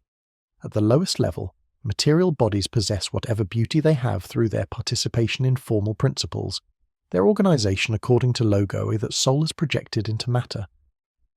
A beautiful human body exhibits the form of human being realized in matter, animated by soul, expressing in physical presence the eternal archetype that exists in intelligence. But the beauty of the body is inferior to the beauty of the soul that animates it, because soul is closer to the source, possesses more unity, participates more directly in eternal realities. The soul itself possesses different degrees of beauty depending on its condition. A soul that has become absorbed in bodily concerns and material attachments, that has allowed itself to be scattered through multiplicity and change, that has forgotten its divine origin, possesses only dim and corrupted beauty.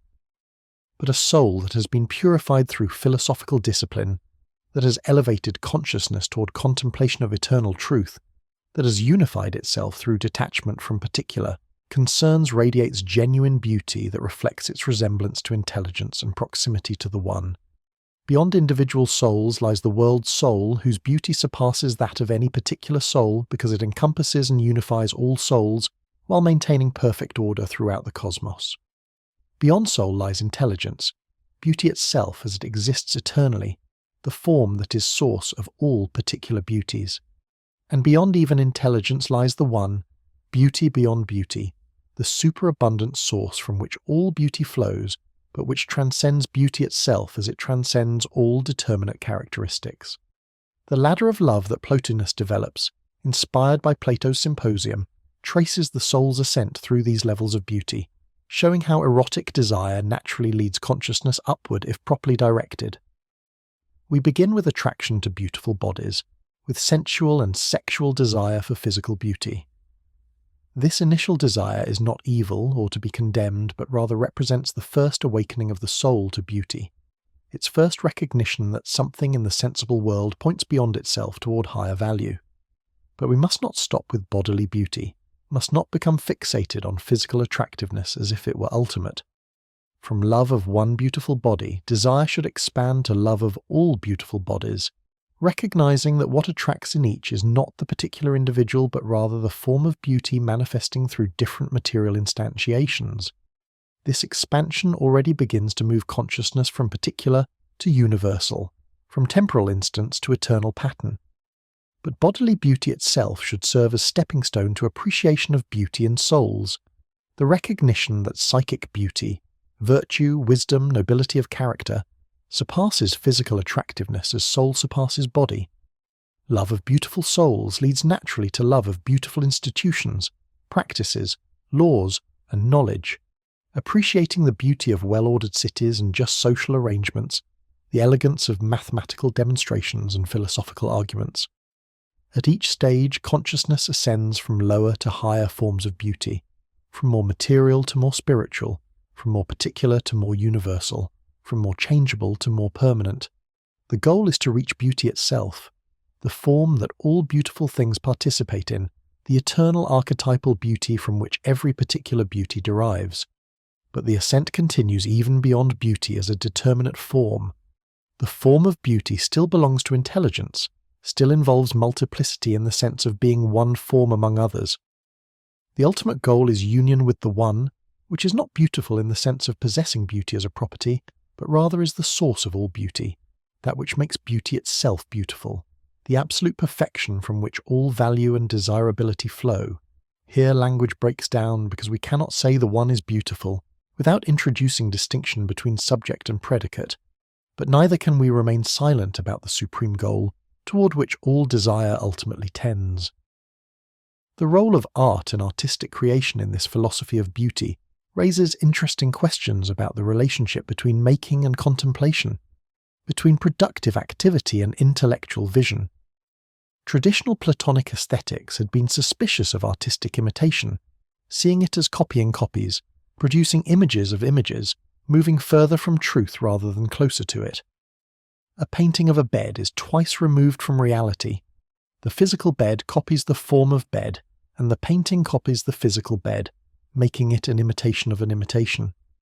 But Plotinus defends art by showing how genuine artistic creation does not merely imitate physical objects, but rather manifest forms directly, bringing intelligible reality into sensible appearance.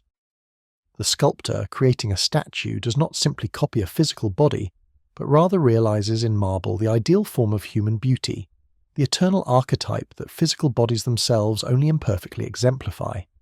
The painter, creating a landscape, does not merely reproduce visible appearances, but rather expresses through colour and composition formal principles of harmony and beauty that exist in intelligence. Art at its best is philosophical, revealing eternal truth through sensible means. This understanding of art as manifestation of forms rather than imitation of appearances explains why art can be genuinely beautiful and valuable, despite being material. The statue or painting serves as a kind of icon or window through which higher realities become visible. It does not claim to be those realities, but rather to make them present to consciousness still operating at sensible level. In this respect, art performs a function similar to nature. Both manifest intelligible forms in material substrates, bringing eternal patterns into temporal existence, making invisible realities visible. The experience of beauty creates desire and longing that drives the soul's ascent. When we encounter genuine beauty, we want to possess it, to unite with it, to make it our own. But physical possession inevitably disappoints because material things are temporary and changeable, subject to decay and loss. The beautiful body ages and dies, the beautiful landscape erodes, the beautiful artwork deteriorates. Even while we possess them, they do not provide the satisfaction we seek because what we truly desire is not the particular beautiful thing, but the beauty that shines through it. This is why erotic desire, when properly understood, is desire for immortality and eternal possession of the good. We want to unite with beauty permanently, to make it ours forever, to achieve identity with what we love. But this is possible only at the level of eternal forms, and ultimately only through union with the One. Physical love and possession provide temporary satisfaction, but always leave us wanting more, seeking something beyond what material things can provide. Only intellectual love, only mystical union can truly satisfy, because only eternal realities provide permanent possession, and only in union with the One does the distinction between lover and beloved dissolve completely. The purification of desire thus becomes central to spiritual development. We must learn to love rightly, to direct desire toward proper objects, to ascend the ladder of love from sensible to intelligible beauties.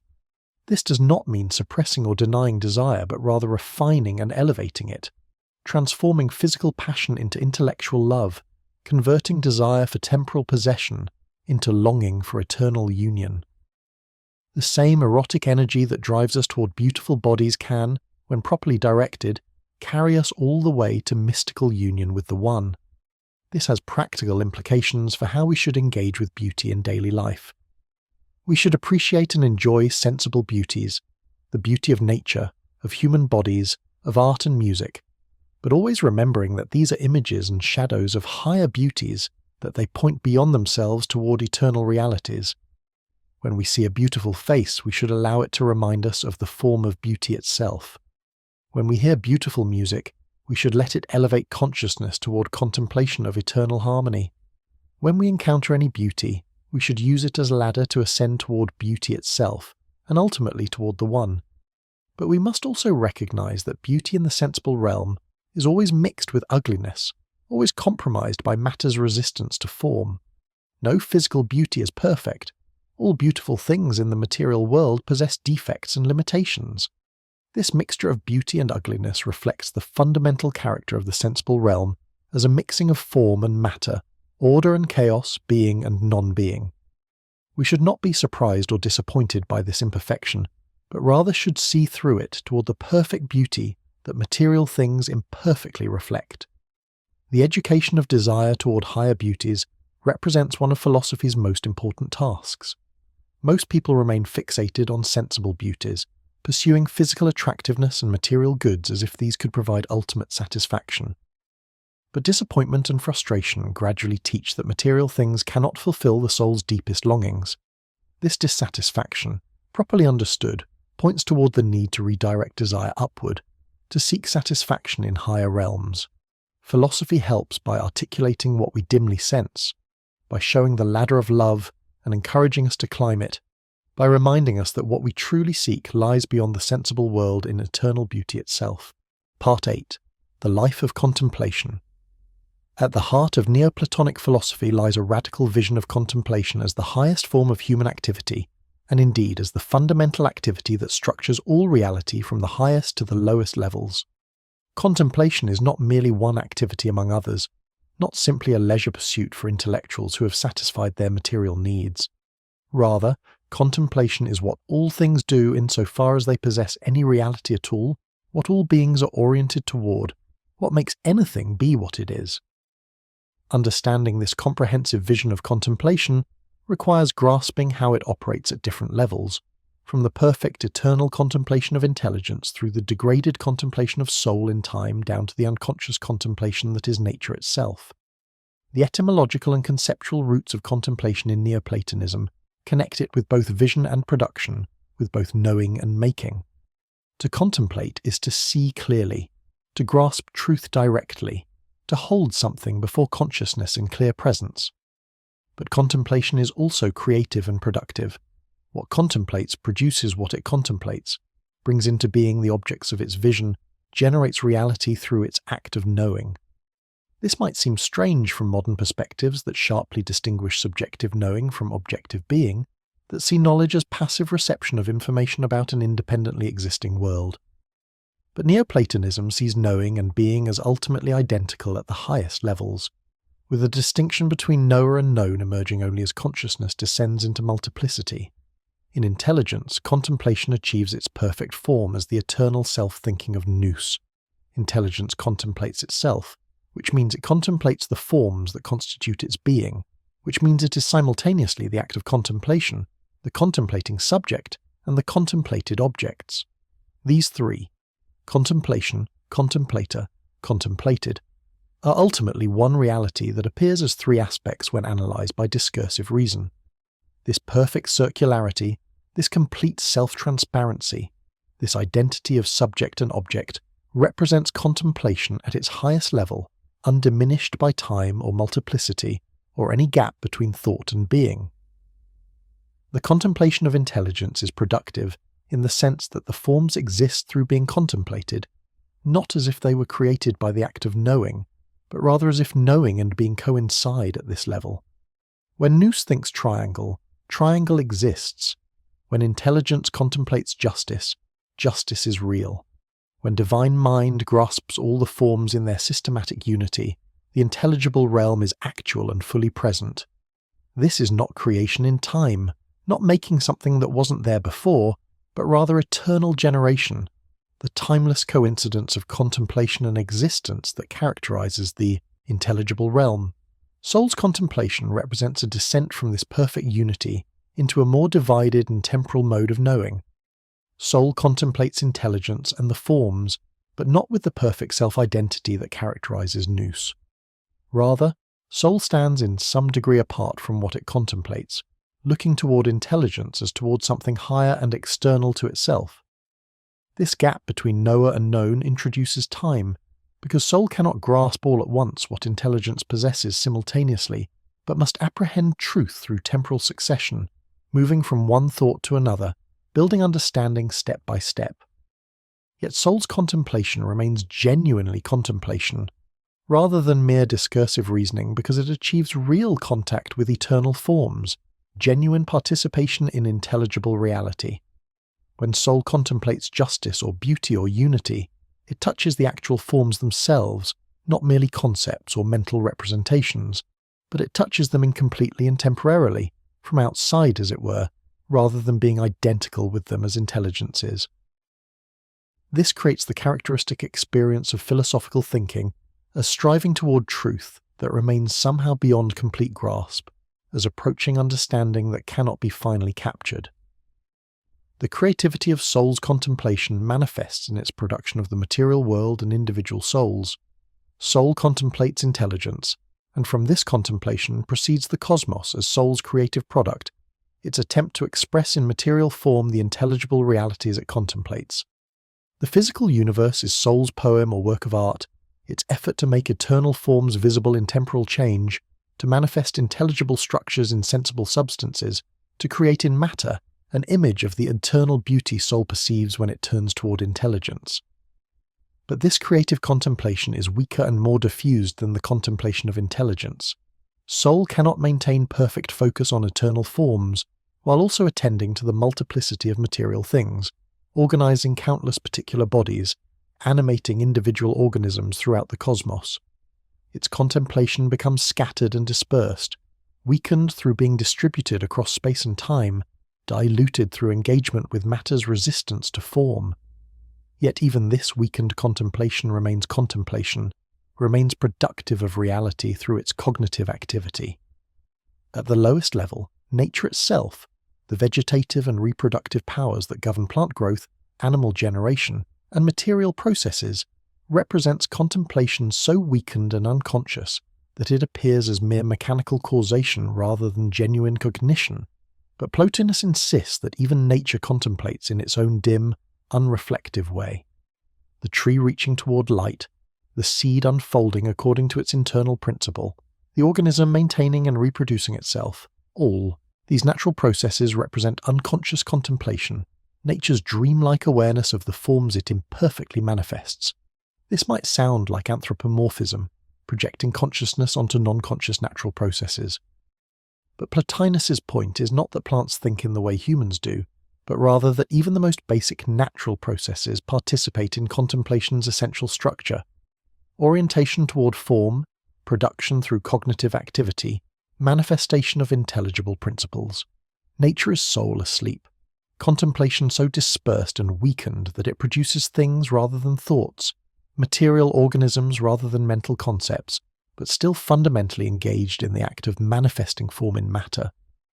This comprehensive vision of reality as structured by contemplation at every level creates a radical understanding of being and activity. What we typically think of as action and production, making things, changing circumstances, accomplishing goals, turns out to be merely weakened contemplation, The result of consciousness's inability to satisfy itself through pure knowing. We act and make because we cannot perfectly contemplate, because our vision of truth remains incomplete and must seek to complete itself through external activity. But if we could contemplate perfectly, we would not need to act. Knowing itself would be completely satisfying and productive. The practical implications of this contemplative vision reshape how we understand the relationship between theory and practice, knowledge and action, contemplation and engagement with the world. Modern culture typically values activity over contemplation, practical achievement over theoretical understanding, doing over knowing. We admire people who accomplish things, who change the world, who produce results. Contemplation appears as withdrawal or escapism, as avoiding real engagement with actual problems. But Neoplatonism reverses this evaluation. Contemplation is the highest activity, the most complete and satisfying form of existence. Action and production are necessary for those who cannot satisfy themselves through contemplation alone, who need to do things because they cannot simply be and know. The sage or philosopher who achieves intellectual contemplation acts less than others, not because of laziness or withdrawal, but because their contemplative activity satisfies them so completely that external action becomes unnecessary. This does not mean that contemplatives withdraw entirely from practical affairs or refuse all engagement with social and political life. Plotinus himself was active in attempting to found a city organized according to Platonic principles, taught students, advised people on practical matters, remained engaged with the intellectual and cultural life of Rome. But these activities were subordinate to contemplation, expressions of contemplative knowledge rather than alternatives to it, ways of manifesting in action the truths grasped through intellectual vision. The education toward contemplative life requires systematic development of the capacity for sustained attention and intellectual vision. Most people can barely think about anything for more than a few moments before distraction intervenes, before attention wanders to other concerns, before the mind's restlessness pulls it away from whatever it was trying to focus on. This mental instability reflects the soul's dispersed condition, its scattering through multiplicity, its inability to gather itself into unified focus. Developing contemplative capacity means training consciousness to maintain steady attention, to hold truth before the mind's eye without wavering, to resist distractions and remain focused on intelligible objects. This requires both intellectual discipline and ethical purification. Intellectually, we must develop logical skills, mathematical understanding, philosophical acumen that enable clear thinking about abstract truths. Ethically, we must reduce attachments and desires that pull attention away from intellectual pursuits toward bodily concerns and material interests. The practice of contemplation begins with ordinary study and thinking, but aims at transformation of consciousness itself. We start with reading texts, learning arguments, working through philosophical problems in discursive fashion, moving step by step through reasoning processes. But this discursive thinking should gradually give way to more direct and intuitive grasp of truth, sudden flashes of insight when complex arguments become transparently clear, moments of understanding when truth manifests all at once rather than being built up through successive steps. These moments of intellectual intuition represent touches of the higher mode of knowing that characterizes intelligence, brief ascents from temporal discursive reason to eternal intellectual vision. With practice and development, these moments can become more frequent and sustained, until consciousness achieves stable dwelling in intellectual contemplation, seeing truth directly rather than reasoning toward it, grasping forms immediately rather than approaching them through arguments. The role of mathematics in contemplative training deserves special emphasis. Mathematical study provides one of the most accessible paths toward intellectual vision, because mathematical truths possess the eternal, necessary and universal character of forms themselves. When we grasp that the square of the hypotenuse equals the sum of squares of the other two sides, we are not learning an empirical fact that might have been otherwise, but rather touching necessary truth that holds eternally and could not be different. Mathematics trains consciousness to think about eternal relationships, to see necessary connections, to grasp truths that transcend particular instances. But mathematics must be pursued philosophically, with attention to the eternal forms mathematical thinking reveals, rather than merely technically as calculation or problem solving. The goal is not to memorize formulas or compute answers, but to achieve vision of mathematical realities themselves, to see the eternal forms that mathematical propositions express, to use mathematical study as ladder ascending toward the realm of eternal truth. This requires philosophical reflection on mathematical practice, asking what mathematical truths really are, how they relate to physical reality, why they possess necessity and universality. Similar training can come through contemplation of beauty in nature and art, when we learn to see through particular beautiful things toward beauty itself, when sensible beauties serve as reminders and images of eternal beauty. The philosopher walking in nature or viewing works of art should use these experiences as occasions for ascending through the ladder of love, moving from appreciation of sensible beauty toward contemplation of intelligible beauty, from pleasure in particular instances toward vision of the universal form. The communal dimensions of contemplative life emerge in the philosophical schools and intellectual circles that formed around teachers like Plotinus.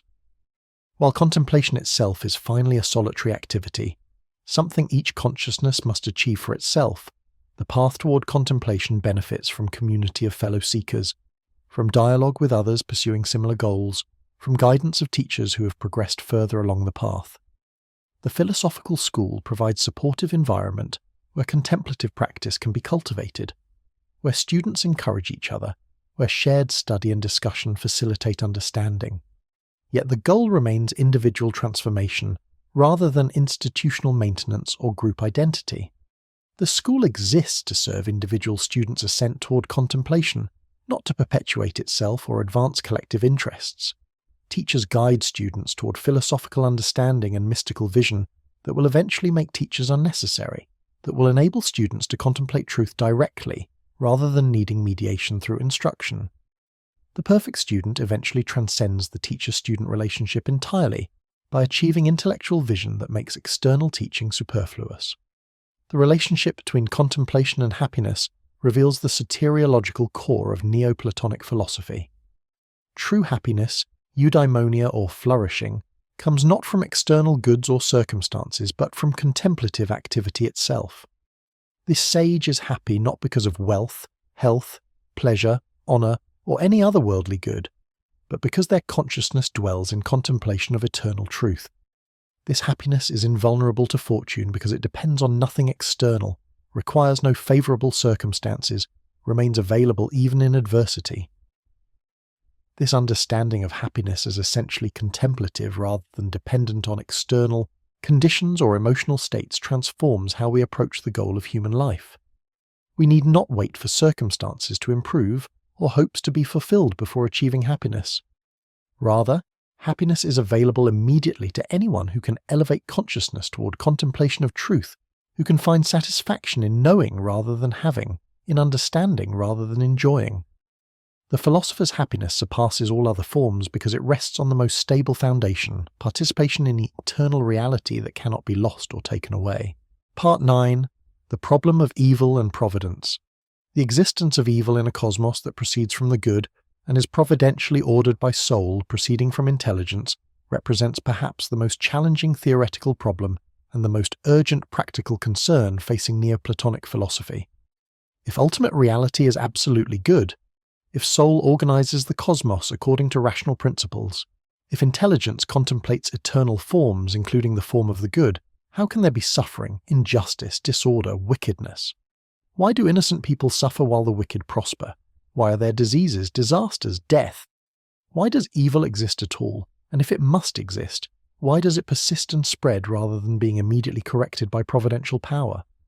These questions have occupied theologians and philosophers throughout history, generating extensive literature on theodicy, attempts to justify or explain divine goodness in face of evil's reality. Plotinus addresses the problem from multiple angles, developing complementary responses that together constitute a comprehensive account of evil's nature, origin, necessity, and ultimate resolution. His analysis reveals sophisticated understanding of both metaphysical and ethical dimensions of the problem, while avoiding simplistic solutions that either deny evil's reality or compromise the goodness of ultimate reality. The fundamental Neoplatonic insight about evil is that it has no positive existence, no substantial reality in its own right. Evil is not a thing or substance or power that exists alongside good, competing with it for dominance. Rather, evil is privation, absence, lack of good. It is what results when being, unity, form fail to be fully present, when the one's creative power has been attenuated to the point of near nothingness, when soul's organizing activity cannot fully determine matter's formless potentiality. Just as darkness is absence of light rather than a positive substance, just as cold is absence of heat rather than positive quality, evil is absence of good rather than contrary principle. This privative account of evil traces its ultimate origin to matter as the lowest limit of emanation, the final attenuation where being fades toward non-being. Matter itself is not evil in the sense of being wicked or malicious, but it is evil in the sense of being utterly deprived of the goodness, unity, and being that characterize higher realities. Matter is pure potentiality never actualized, complete indeterminacy never receiving determination, absolute passivity never achieving activity. As such, it represents the extreme of privation, the maximum distance from the good, the point where reality approaches non-existence. But matter alone is not sufficient to explain the evil we experience. Pure matter by itself would be merely nothing, utter absence without any effects. Evil becomes actual when souls become attached to matter, when consciousness identifies with body, when being's attention and desire turn downward toward the material realm rather than upward toward intelligence. This turning away from higher realities toward lower ones, this preference for appearance over reality, for images over originals, for multiplicity over unity, introduces evil into the realm of consciousness and action. The wickedness we observe in human behavior arises from this misdirection of soul toward matter and away from intelligence. When consciousness becomes absorbed in bodily concerns, when desire fixes on material goods, when attention focuses on sensible particulars, the soul loses sight of eternal truths and the guidance they should provide. Moral evil, injustice, cruelty, greed, violence, results from souls acting in ignorance or defiance of what reason reveals about the good. People do wrong either because they don't know better, having forgotten their connection to intelligence, or because they willfully reject what they do know, choosing apparent short-term benefit over genuine good. This analysis suggests that evil is fundamentally ignorance and error rather than positive wickedness. The person who acts unjustly fails to understand that injustice harms the perpetrator more than the victim by corrupting their soul, moving them further from the good. If they truly understood this, they would not choose injustice any more than someone who fully understood that a substance was poison would willingly drink it. In this respect, Plotinus follows Socrates in treating virtue as knowledge and vice as ignorance, though with more sophisticated awareness of how difficult genuine knowledge is to achieve and maintain. But this doesn't make evil unreal or merely subjective. The suffering evil causes is genuinely terrible. The disorder it creates genuinely destructive. Plotinus does not minimize evil's reality and lived experience, even while denying that evil possesses substantial existence in metaphysical terms. The privation of good is no less painful or damaging for being privation rather than positive substance. Just as blindness causes real disability despite being merely absence of sight, evil causes real suffering despite being merely absence of good. The role of providence in a world containing evil requires subtle analysis that distinguishes universal providence from particular events. At the level of the whole cosmos, providence ensures perfect order and beauty. The universe as such is as good as any material realm could be, as beautiful as anything composed of matter could be, as well ordered as temporal change permits. Soul organizes matter to the maximum degree possible, given matter's inherent resistance to form. Every element plays its part in the cosmic whole, contributing to overall harmony even when particular parts experience hardship. This means that providence operates at the level of universal patterns and general laws, rather than intervening in particular events to protect individuals from harm or ensure just outcomes in specific cases. The cosmos is governed by rational principles that produce overall order and beauty, while permitting particular disorders and evils as inevitable consequences of matter's imperfection. A natural disaster that destroys cities and kills thousands may be terrible from the perspective of those affected, but from the cosmic perspective it represents merely the necessary working out of natural processes, contributing to larger patterns of balance and change. This might seem morally troubling, as if providence were indifferent to individual suffering and concerned only with aesthetic perfection of the whole. But Plotinus argues that genuine providence must operate at the universal level because particular interventions to prevent every harm would undermine the rational order that makes providence possible at all. If natural laws were constantly violated to prevent bad things from happening to individuals, there would be no stable order, no predictable patterns, no cosmos but only chaos. Providence consists precisely in establishing and maintaining universal order, not in suspending that order whenever it produces unfortunate consequences for particular beings. Moreover, what appears evil from a limited temporal perspective may serve good purposes when understood from the broader perspective of the whole cosmos and the eternal patterns that govern it. The apparent injustice of innocent suffering may be corrected through reincarnation, with souls experiencing in later lives the consequences of their earlier choices, learning through hardship lessons necessary for spiritual development, advancing toward purification through trials that seemed senseless at the time. We cannot judge divine providence based on isolated events or individual lifetimes, but must consider the larger patterns that extend across multiple incarnations and cosmic cycles. The doctrine of reincarnation, or transmigration of souls, provides crucial resources for addressing questions about divine justice. If souls experience multiple lives in different bodies, ascending or descending through the hierarchy of living beings depending on their choices and development, then apparent injustices in particular lives may be balanced across the series of incarnations. The person who suffers despite virtue may be working out consequences of vice in previous lives or developing capacities needed for further ascent. The wicked person who prospers temporarily will eventually experience consequences of their wickedness in future incarnations. This doesn't make present suffering less real or important, but it provides framework for understanding how cosmic justice operates across time and multiple lives, rather than requiring perfect balance within each individual lifetime. The soul's journey through many incarnations represents progressive education, gradual purification, eventual ascent toward reunion with Source. Each life provides opportunities for learning and development, with circumstances tailored to the soul's needs even when those circumstances involve hardship and suffering. The ethical implications of this theodicy concern how we should respond to evil and suffering in ourselves and others.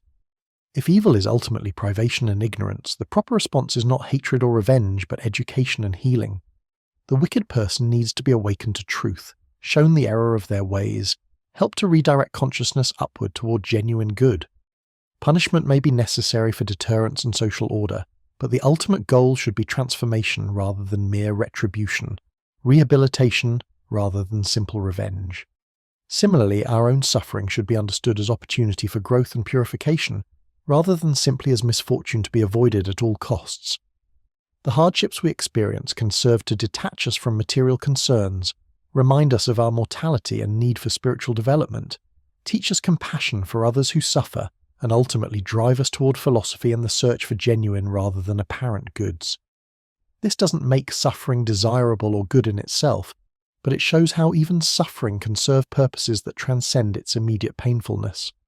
The problem of natural evil, suffering caused by diseases, disasters, and biological necessity rather than by human choice, requires additional considerations beyond moral evil. Why did Providence create a world where earthquakes devastate populations, where diseases cause terrible suffering, where animals must kill and eat each other to survive? These seem like design flaws that an omnipotent, benevolent creator could have avoided. Plotinus's response involves recognizing that matter's nature imposes necessary constraints on what is possible in the material realm. Soul does not freely choose matter's properties, but must work with matter as it finds it, organizing and animating it to the maximum degree possible, but unable to eliminate the limitations matter imposes. The necessity that material things be extended in space means they can come into conflict, occupying the same space, colliding and destroying each other. The necessity that material things change over time means they must age and decay, must be born and die, must undergo transformation that involves loss as well as gain. These are not arbitrary choices but necessary consequences of materiality itself. A material cosmos without change would not be material but eternal. A spatial world without conflict would not be spatial but intellectual. A temporal universe without death would not be temporal but timeless. The very features that make the material world material, extension, change, multiplicity, inevitably bring with them the possibilities for disaster, disease, and death. Providence makes the best world possible given these constraints, but cannot eliminate the constraints without eliminating materiality itself. The ultimate resolution of evil comes not through its elimination from the material world, but through soul's ascent beyond the material realm to union with higher realities. As long as we remain embodied, attached to matter, identified with changing temporal existence, we will experience evil and suffering. But as we purify consciousness and elevate ourselves toward intelligence, evil loses its power over us. The sage remains unaffected by external fortune, because their happiness depends on contemplation rather than circumstances, on intellectual vision rather than bodily conditions. This might seem like escapism, advocating withdrawal from the world's problems rather than working to ameliorate suffering and combat injustice. But Plotinus would argue that genuine help for others requires first achieving one's own purification and elevation. The person who remains enslaved to material concerns cannot effectively help others escape from similar bondage. The soul that has not achieved intellectual vision cannot guide others toward it. Only by ascending ourselves can we show others the path of ascent. Only by achieving freedom can we help liberate those still bound. Moreover, the sage who has achieved contemplative wisdom contributes more to cosmic order and harmony simply by being what they are than active but unenlightened people contribute through all their efforts at improvement. Contemplation itself is productive and creative, manifesting eternal forms in the world, elevating consciousness generally through achieving clarity in particular instances. The philosopher's intellectual vision serves the cosmos more effectively than worldly activity because it connects material reality more directly to its intelligible source. Part 10. Porphyry and the Neoplatonic tradition. The philosophical vision that Plotinus created did not remain confined to his own teaching or writings, but became the foundation for an extensive tradition that would develop and elaborate his insights across subsequent centuries, spreading throughout the late ancient world and profoundly influencing the emerging religious and philosophical systems of Christianity, Islam, and Judaism. Understanding the development of Neoplatonism after Plotinus requires examining the contributions of his most important successors, particularly Porphyry, who served as both editor and expositor of Plotinus's thought, while developing his own distinctive philosophical positions that would shape how subsequent generations understood and applied Neoplatonic principles. Porphyry was born in Tyre around 234, originally named Malchus, later adopting the Greek name Porphyrios, meaning purple-clad, in reference either to his Phoenician origin from the land known for purple dye, or possibly to his wealthy family background. He studied with Longinus in Athens before coming to Rome in 263 and joining Plotinus's philosophical circle. Porphyry quickly became Plotinus's most devoted student and closest associate, spending 6 years studying with the master before leaving Rome due to depression and suicidal thoughts that Plotinus advised him to cure through travel and change of environment. After Plotinus's death in 270, Porphyry became the leading figure in the Neoplatonic school, assuming responsibility for preserving and disseminating his teacher's legacy. His editorial work on Plotinus's writings proved decisive for the entire Neoplatonic tradition. Plotinus himself had written in a dense, elusive, unsystematic style, producing treatises that addressed particular problems or questions without attempting comprehensive exposition of his philosophical system.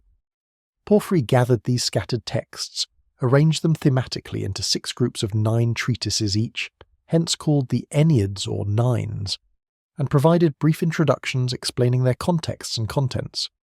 This editorial work did more than simply preserve Plotinus's teaching. It shaped how subsequent readers understood the structure and emphasis of Plotinian philosophy. By organizing the text thematically rather than chronologically, Porphyry presented Plotinus's thought as a systematic whole rather than as a development over time.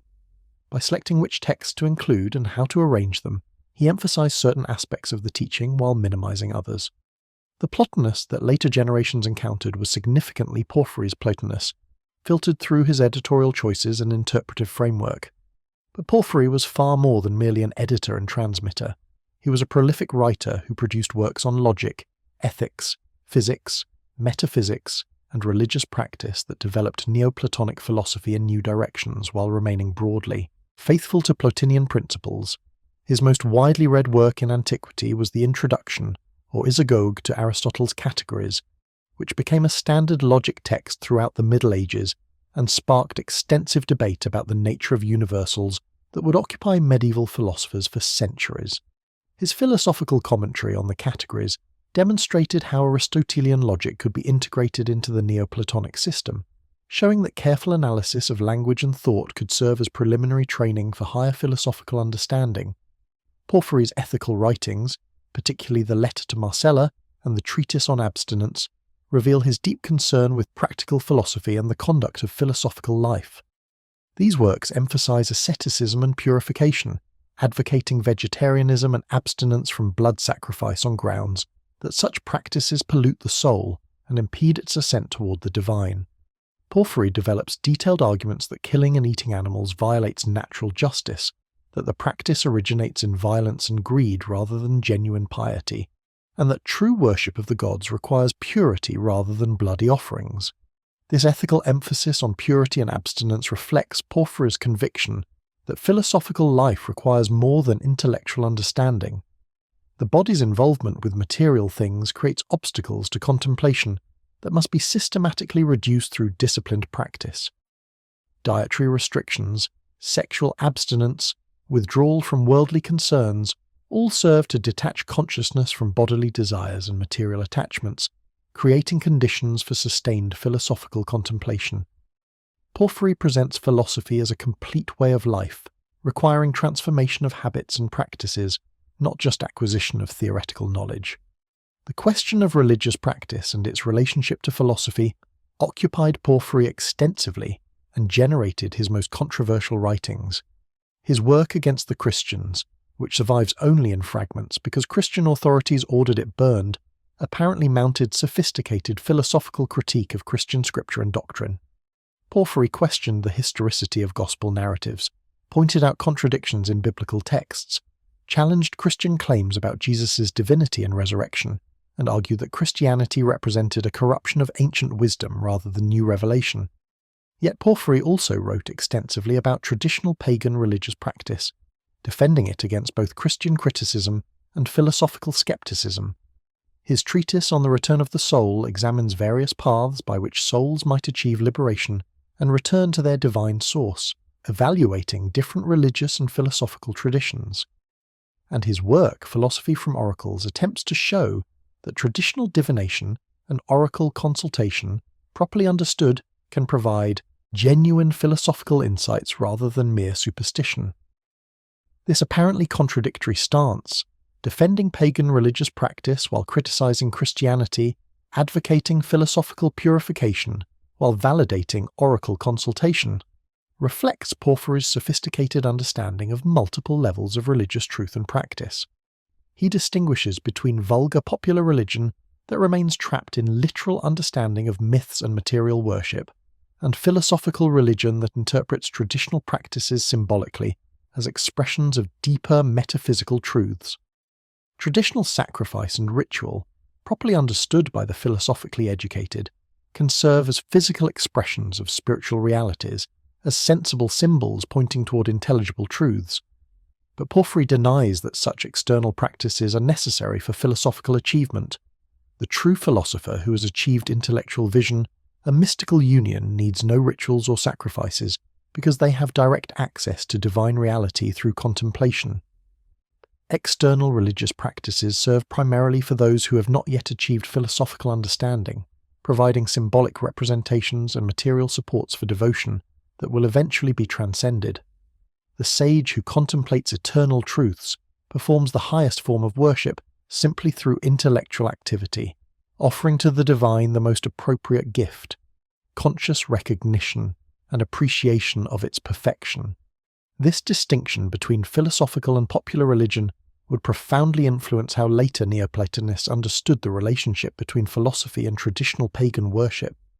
It provided framework for defending ancient religious traditions against Christian attacks while maintaining philosophy's superiority over merely ritual observance. It allowed Neoplatonists to participate in traditional religious life while interpreting it in ways that made it consistent with philosophical understanding, and it created space for the development of theurgy, ritual practice aimed at achieving mystical union, which would become increasingly important in later Neoplatonism. Porphyry's metaphysical writings developed several aspects of Plotinian philosophy in more systematic and explicit fashion. His commentary on Plato's Parmenides, known primarily through later references, apparently elaborated the levels of reality proceeding from the One, multiplying the metaphysical hierarchy and introducing more intermediate principles than Plotinus had recognized. This tendency toward greater complexity and articulation of metaphysical structures would characterize later Neoplatonism, with subsequent philosophers identifying numerous sublevels and intermediate principles between the major hypostases. The question of the soul's descent and its relationship to body received particular attention from Porphyry, who seems to have held views somewhat different from Plotinus on whether the soul ever fully enters the body or always retains connection to higher realities. Where Plotinus had maintained that the highest part of soul always remains undescended, contemplating eternal forms even while lower aspects become involved with body, Porphyry may have taught that soul descends more completely, becoming more fully implicated in material existence. This difference, however subtle, had implications for understanding the difficulty of achieving purification and the nature of embodied existence. Porphyry's influence on subsequent philosophy extended far beyond his own writings, through the students he taught and the tradition he established. His works were widely read and commented upon throughout late antiquity, forming part of the standard curriculum in Neoplatonic schools. His life of Plotinus and his arrangement of the Enneads ensured that Plotinus would be read and studied by later generations.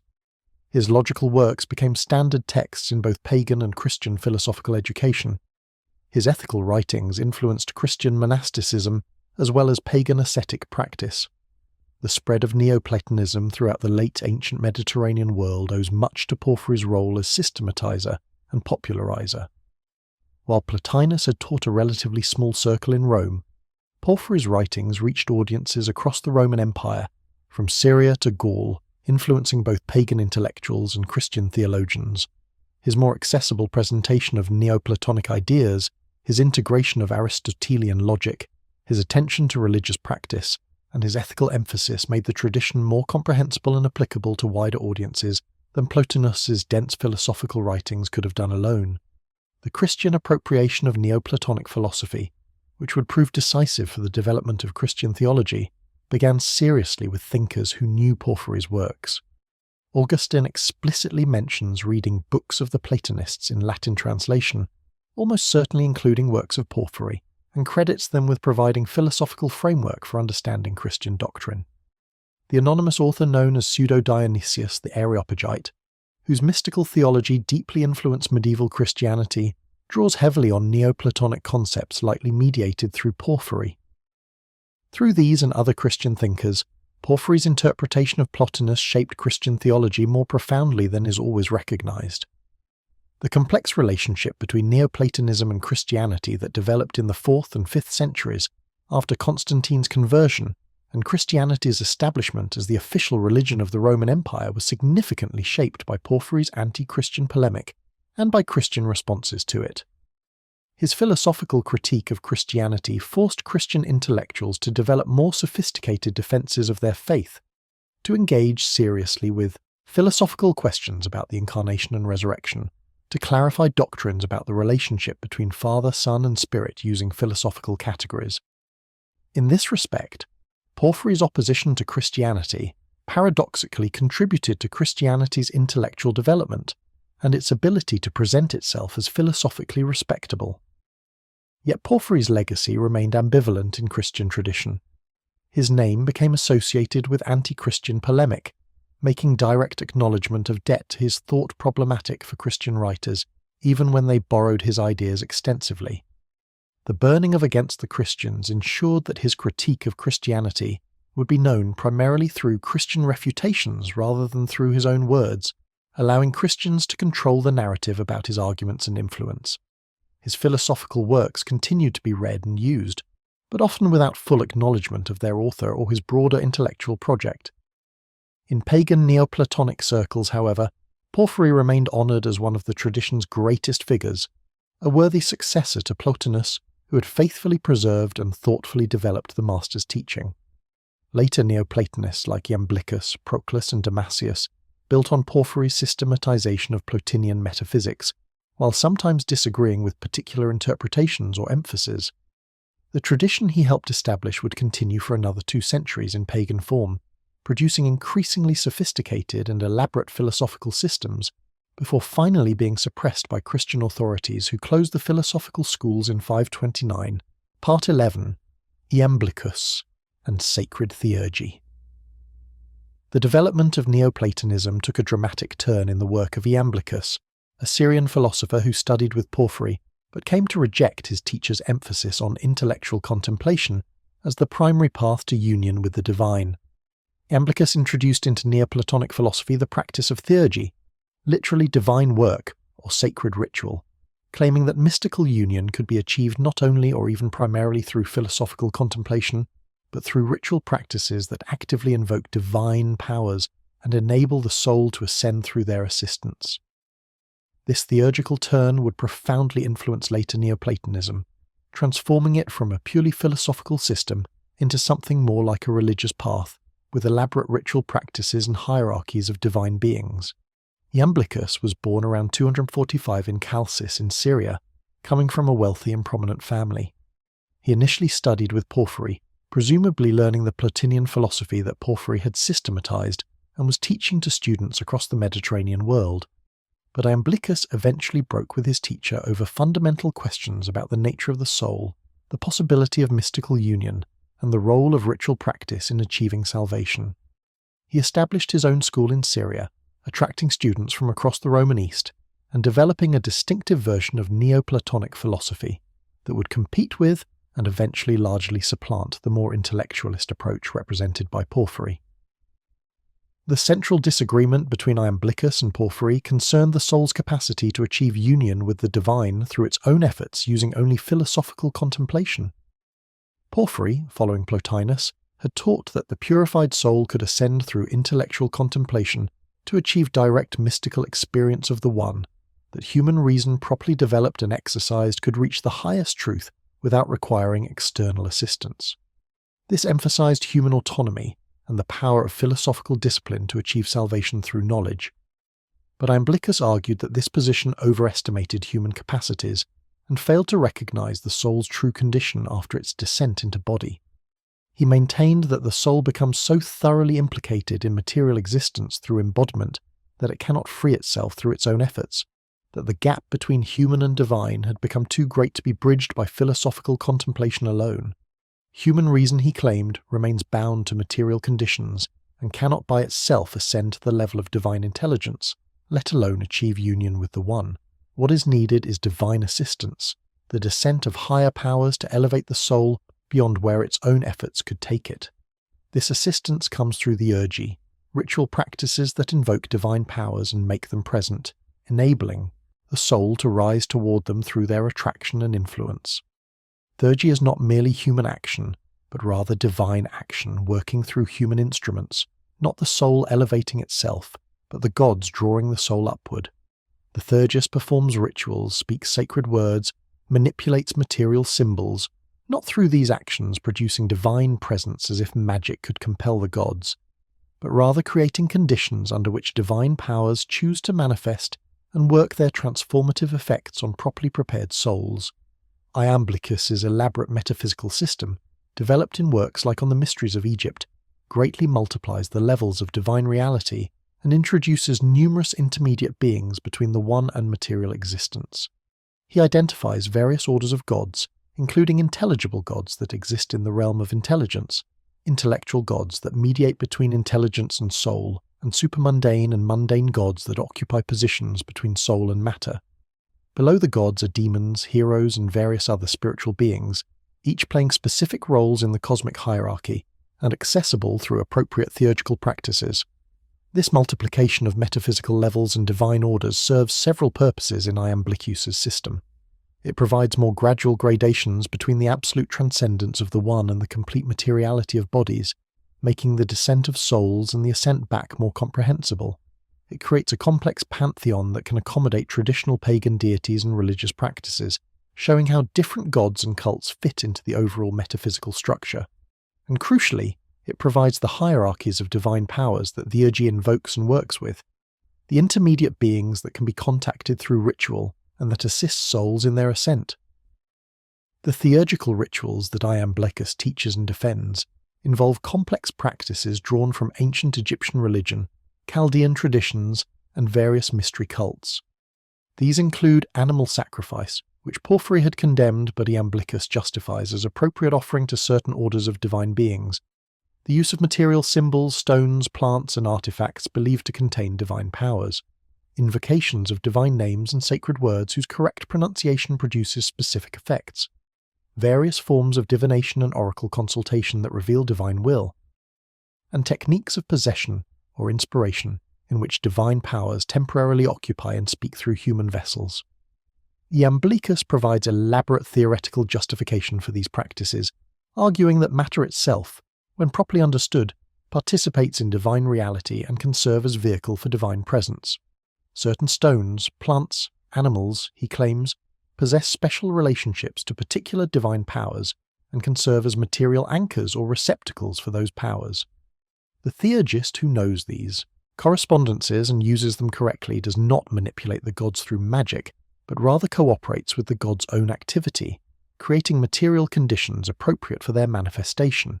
The sacred words and names used in the urgical invocations possess power not through human convention or meaning, but through their intrinsic resonance with divine realities. Language at its origin, Iamblichus suggests, was not arbitrary human invention but divine gift, with certain primal sounds and combinations directly expressing and participating in divine powers.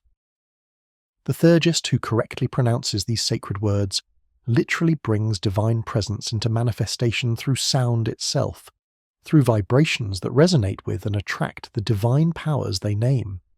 This theory of theurgical language connects to broader questions about the nature of symbols and their relationship to what they symbolize. Iamblichus rejects the view that symbols are merely conventional signs arbitrarily assigned to represent things external to themselves. Rather, he argues for natural relationships between certain symbols and what they symbolize, intrinsic connections that make genuine participation possible. The symbol is not just an arbitrary marker pointing towards something else, but actually contains and makes present in limited fashion what it symbolizes. Applied to religious ritual, this means that the theurgical practices do not merely represent divine realities symbolically, but actually make those realities present in the material realm. The statue of a god is not merely artistic representation, but can become an actual location of divine presence when properly consecrated. The sacred words of invocation do not merely describe or refer to divine powers, but literally call them forth and make them active.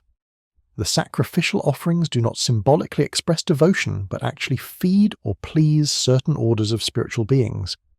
This sacramental understanding of theurgy and ritual differs fundamentally from Porphyry's more allegorical approach, which treated religious practices as symbolic expressions of philosophical truths, valuable primarily for their educational function in pointing souls toward higher realities. For Iamblichus, theurgy is not primarily educational or symbolic, but effective, actually accomplishing what it claims to accomplish, bringing divine powers into presence, enabling union with the gods, transforming the soul through divine action, rather than merely representing transformation symbolically. The implications of this theurgical turn for the Neoplatonic tradition were profound and contested. On one hand, it made Neoplatonism more compatible with traditional pagan religious practice, showing how ancient rituals and cults could be understood as legitimate and effective paths to salvation, rather than mere superstition to be transcended through philosophy. This helped Neoplatonism serve as intellectual defense of paganism against Christianity's claim to supersede all previous religion.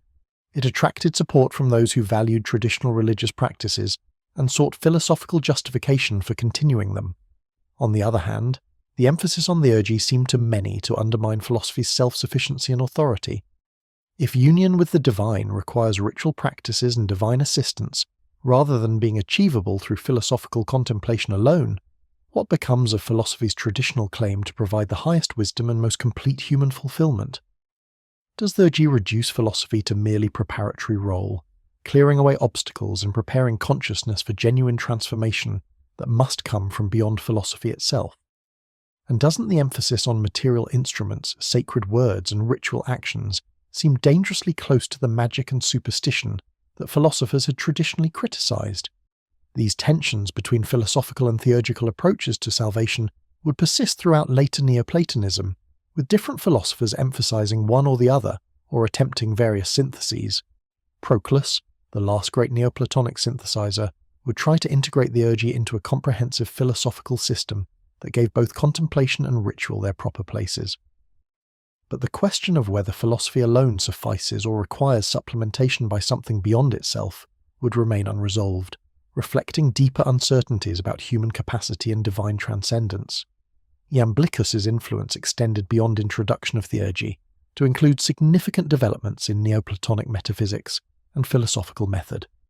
His principle that like is known by like, and his elaboration of the sympathy connecting all levels of reality provided theoretical foundation for understanding how souls can make contact with higher realities despite the vast distance separating them. His detailed commentaries on Platonic dialogues established interpretive approaches that would be followed by later Neoplatonists, reading the dialogues as encoding systematic philosophical doctrines that could be extracted through careful analysis. His mathematical works, particularly his commentary on Nicomachus's Introduction to Arithmetic, developed Pythagorean themes and emphasized the role of mathematics in philosophical education and spiritual ascent. Numbers, for Iamblichus, are not merely human constructs or abstract concepts, but possess real existence as divine principles, archetypal patterns that structure reality at every level. Mathematical study thus provides direct contact with intelligible realities, training consciousness to think about eternal, unchanging truths while using sensible symbols and diagrams as supports for understanding. The ethical and political dimensions of Iamblichus' thought receive expression in his works on the Pythagorean way of life, which present communal philosophical existence as alternative to individualistic intellectual pursuit. These texts describe the Pythagorean communities as models of philosophical living, where daily practices, shared rituals, communal property, and hierarchical organization create supportive environment for philosophical and spiritual development. Iamblichus clearly saw his own school as reviving this Pythagorean model, creating community of practitioners united by shared commitment to philosophical and theurgical path. Part 12. Proclus and Systematic Perfection. The Neoplatonic tradition reached its most systematic and comprehensive expression in the work of Proclus, who lived in the 5th century and created philosophical works of extraordinary scope and rigor that synthesized all previous developments while introducing new conceptual tools and metaphysical elaborations. Proclus represents the culmination of ancient Neoplatonism, after which the tradition would decline under pressure from Christianity's growing dominance and eventually be suppressed by the closure of pagan philosophical schools. Understanding Proclus's achievement requires examining both his systematic metaphysics and his comprehensive integration of all aspects of Neoplatonic philosophy into a coherent whole. Proclus was born in Constantinople in 412 but received his philosophical education in Alexandria and Athens, studying with the last great teachers of the Neoplatonic tradition and eventually becoming head of the Platonic Academy in Athens. His position gave him access to the institutional legacy and extensive libraries of the Academy, enabling comprehensive knowledge of the entire Platonic and Neoplatonic tradition. His personal devotion to philosophy was legendary, reportedly studying and teaching for much of each day, maintaining rigorous ascetic practices, and performing elaborate religious rituals honoring various pagan deities. His literary output was enormous, including extensive commentaries on Plato's dialogues, systematic philosophical treatises, theological works on Greek mythology and religious practice, hymns to the gods, and astronomical and mathematical studies. The Elements of Theology, his most famous work, presents the entire Neoplatonic metaphysical system in geometric form, deriving 211 propositions about reality's structure from basic principles through rigorous logical demonstration. This work's influence extended far beyond pagan philosophy into Christian theology through its use by Pseudo-Dionysius and into Islamic philosophy through Arabic translations. Proclus's metaphysical system represents the most elaborate and architecturally perfect version of Neoplatonic philosophy ever developed. He maintains the basic structure of emanation from the one through intelligence and soul to the material realm, but he introduces numerous subdivisions, intermediate levels, and conceptual distinctions that create a highly complex hierarchy. The one itself remains absolutely transcendent, beyond all categories and descriptions. But between the one and intelligence, Proclus places multiple levels of divine principles called henads, unified entities that mediate between absolute unity and the multiplicity of intelligence.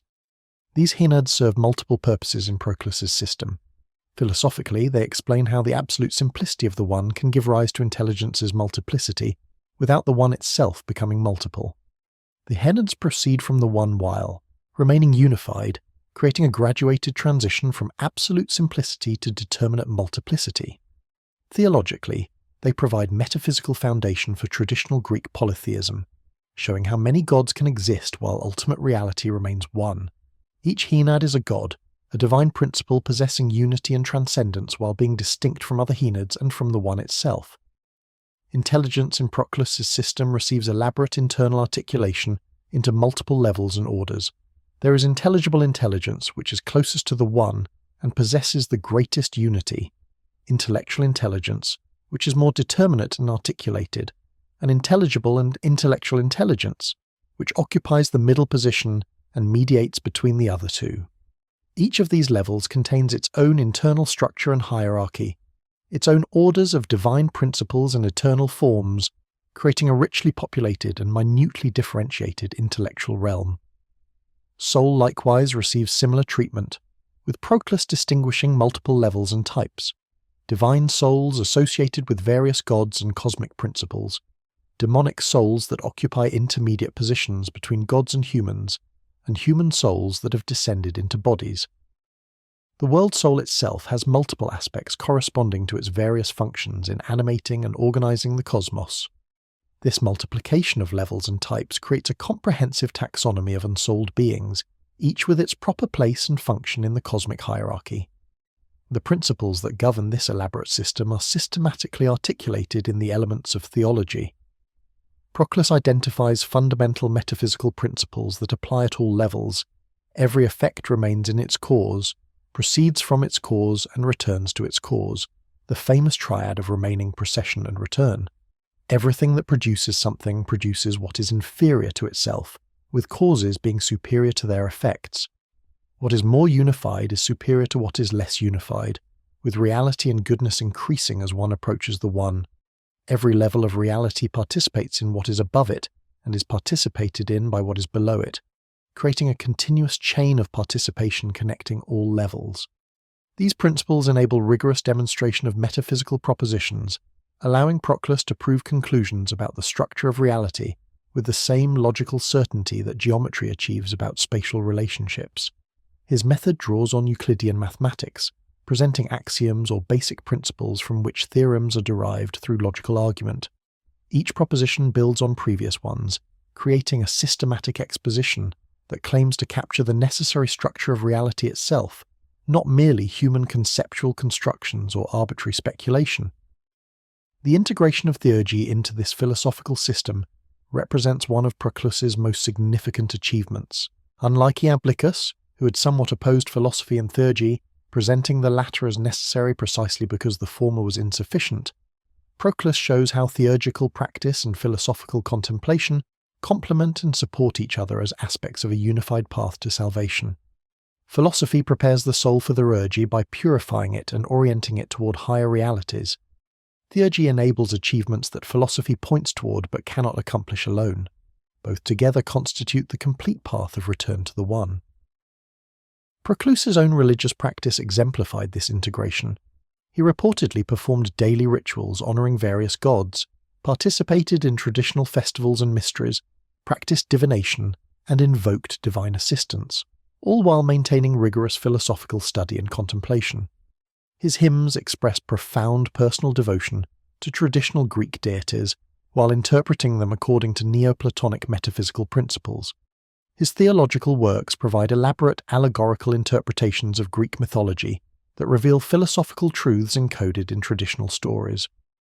The commentaries that Proclus wrote on Plato's dialogues represent another major aspect of his achievement.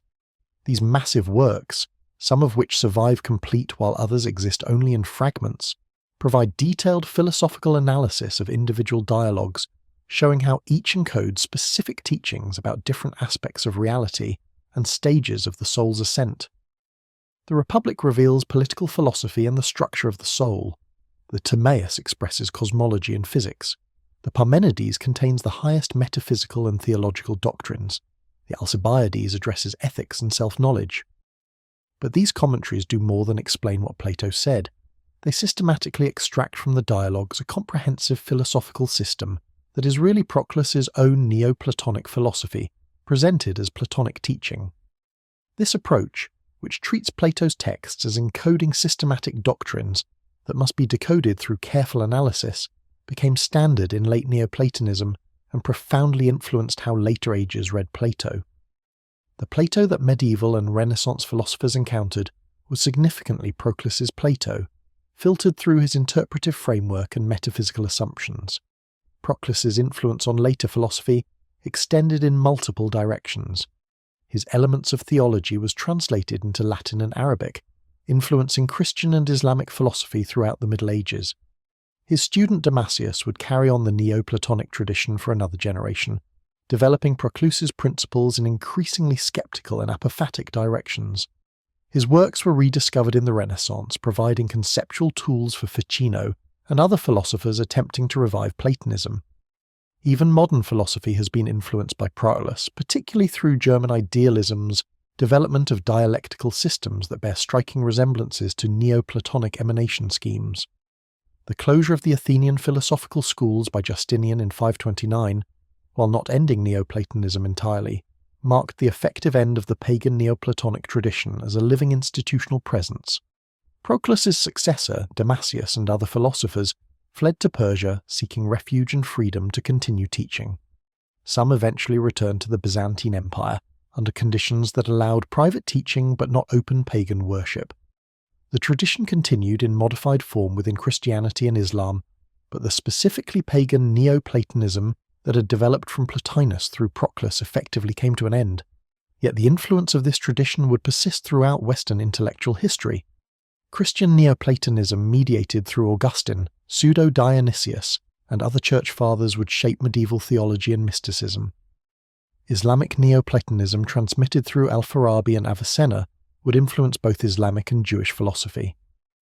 Renaissance Neoplatonism reviving ancient texts would inspire artistic, literary and scientific developments. Modern philosophy would wrestle with problems about the one and the many, thought and being, appearance and reality that Neoplatonism had addressed in its own terms. The light that Plotinus saw radiating from the one would continue to illuminate Western thought long after the lamps in Plato's academy were finally extinguished. Part 13. The Christian Transformation.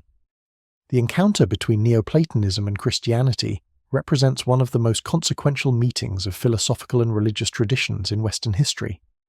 Christianity, emerging from Jewish roots, with its distinctive claims about incarnation, resurrection, and salvation through faith in Jesus Christ, initially seemed antithetical to Greek philosophy, with its emphasis on eternal truths, rational demonstration, and salvation through knowledge.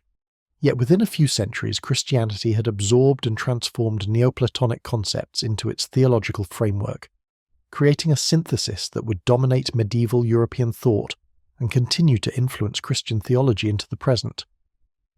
The process of Christian appropriation of Neoplatonism began in the 3rd and 4th centuries as educated converts brought philosophical training to their interpretation of Christian scriptures and doctrines. Origen in Alexandria, while not himself a Neoplatonist, showed how allegorical interpretation of scripture could make it philosophically respectable. Clement of Alexandria similarly attempted to show that Christian revelation completed and perfected Greek philosophy, rather than contradicting it. These early efforts at synthesis faced resistance from those who saw philosophy as dangerous to faith, but they established precedents that later thinkers would develop more fully. Augustine of Hippo provides the most important and influential example of Christian Neoplatonism. Born in North Africa in 354, Augustine received classical education, including philosophical training before converting to Christianity. His Confessions describes how reading books of the Platonists in Latin translation, almost certainly including works of Plotinus and Porphyry, provided intellectual resolution to problems that had troubled him and prepared the way for his Christian conversion.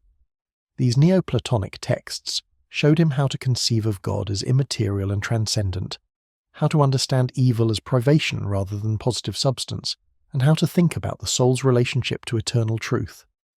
Augustine transformed Neoplatonic concepts into Christian theological categories while maintaining their essential philosophical structure. The one becomes God the Father, absolute unity from which all else proceeds. Intelligence becomes the divine word or logos, identical with Christ as the second person of the Trinity, containing the eternal ideas according to which all things are created. Soul becomes the Holy Spirit that animates and sanctifies, drawing creatures back toward God. The emanation scheme is reinterpreted as creation, with God freely choosing to create the world ex nihilo rather than emanation occurring by necessity from divine nature. The differences between Neoplatonic emanation and Christian creation are philosophically significant. In Neoplatonism, the one does not choose to emanate. Emanation is the necessary consequence of the one's perfection. The cosmos is eternal, without beginning or end, existing as timeless pattern of dependence rather than as product of temporal creative act. Creation does not diminish or change the one, which remains absolutely transcendent and unaffected by what proceeds from it. But Christian doctrine requires that God freely chooses to create, that creation has a beginning in time, when God decided to bring the world into existence from nothing. This introduces contingency into the cosmos. God could have chosen not to create or to create differently. That seems inconsistent with Neoplatonic necessity. It also raises questions about God's relationship to time. If God exists eternally but creates temporally, how does eternal will produce temporal effects? Augustine addresses these tensions by distinguishing God's eternal decision to create from its temporal effects, maintaining both divine immutability and the reality of creation's beginning. The doctrine of incarnation presents even more challenging problems for philosophical theology. How can eternal, unchanging God become temporal, changing human? How can infinite divine nature unite with finite human nature in Jesus Christ? How can one person possess two natures, divine and human, without either nature being compromised? Neoplatonism's emphasis on divine transcendence and immutability makes incarnation seem impossible or incoherent. A degradation of divine perfection through involvement with matter and change.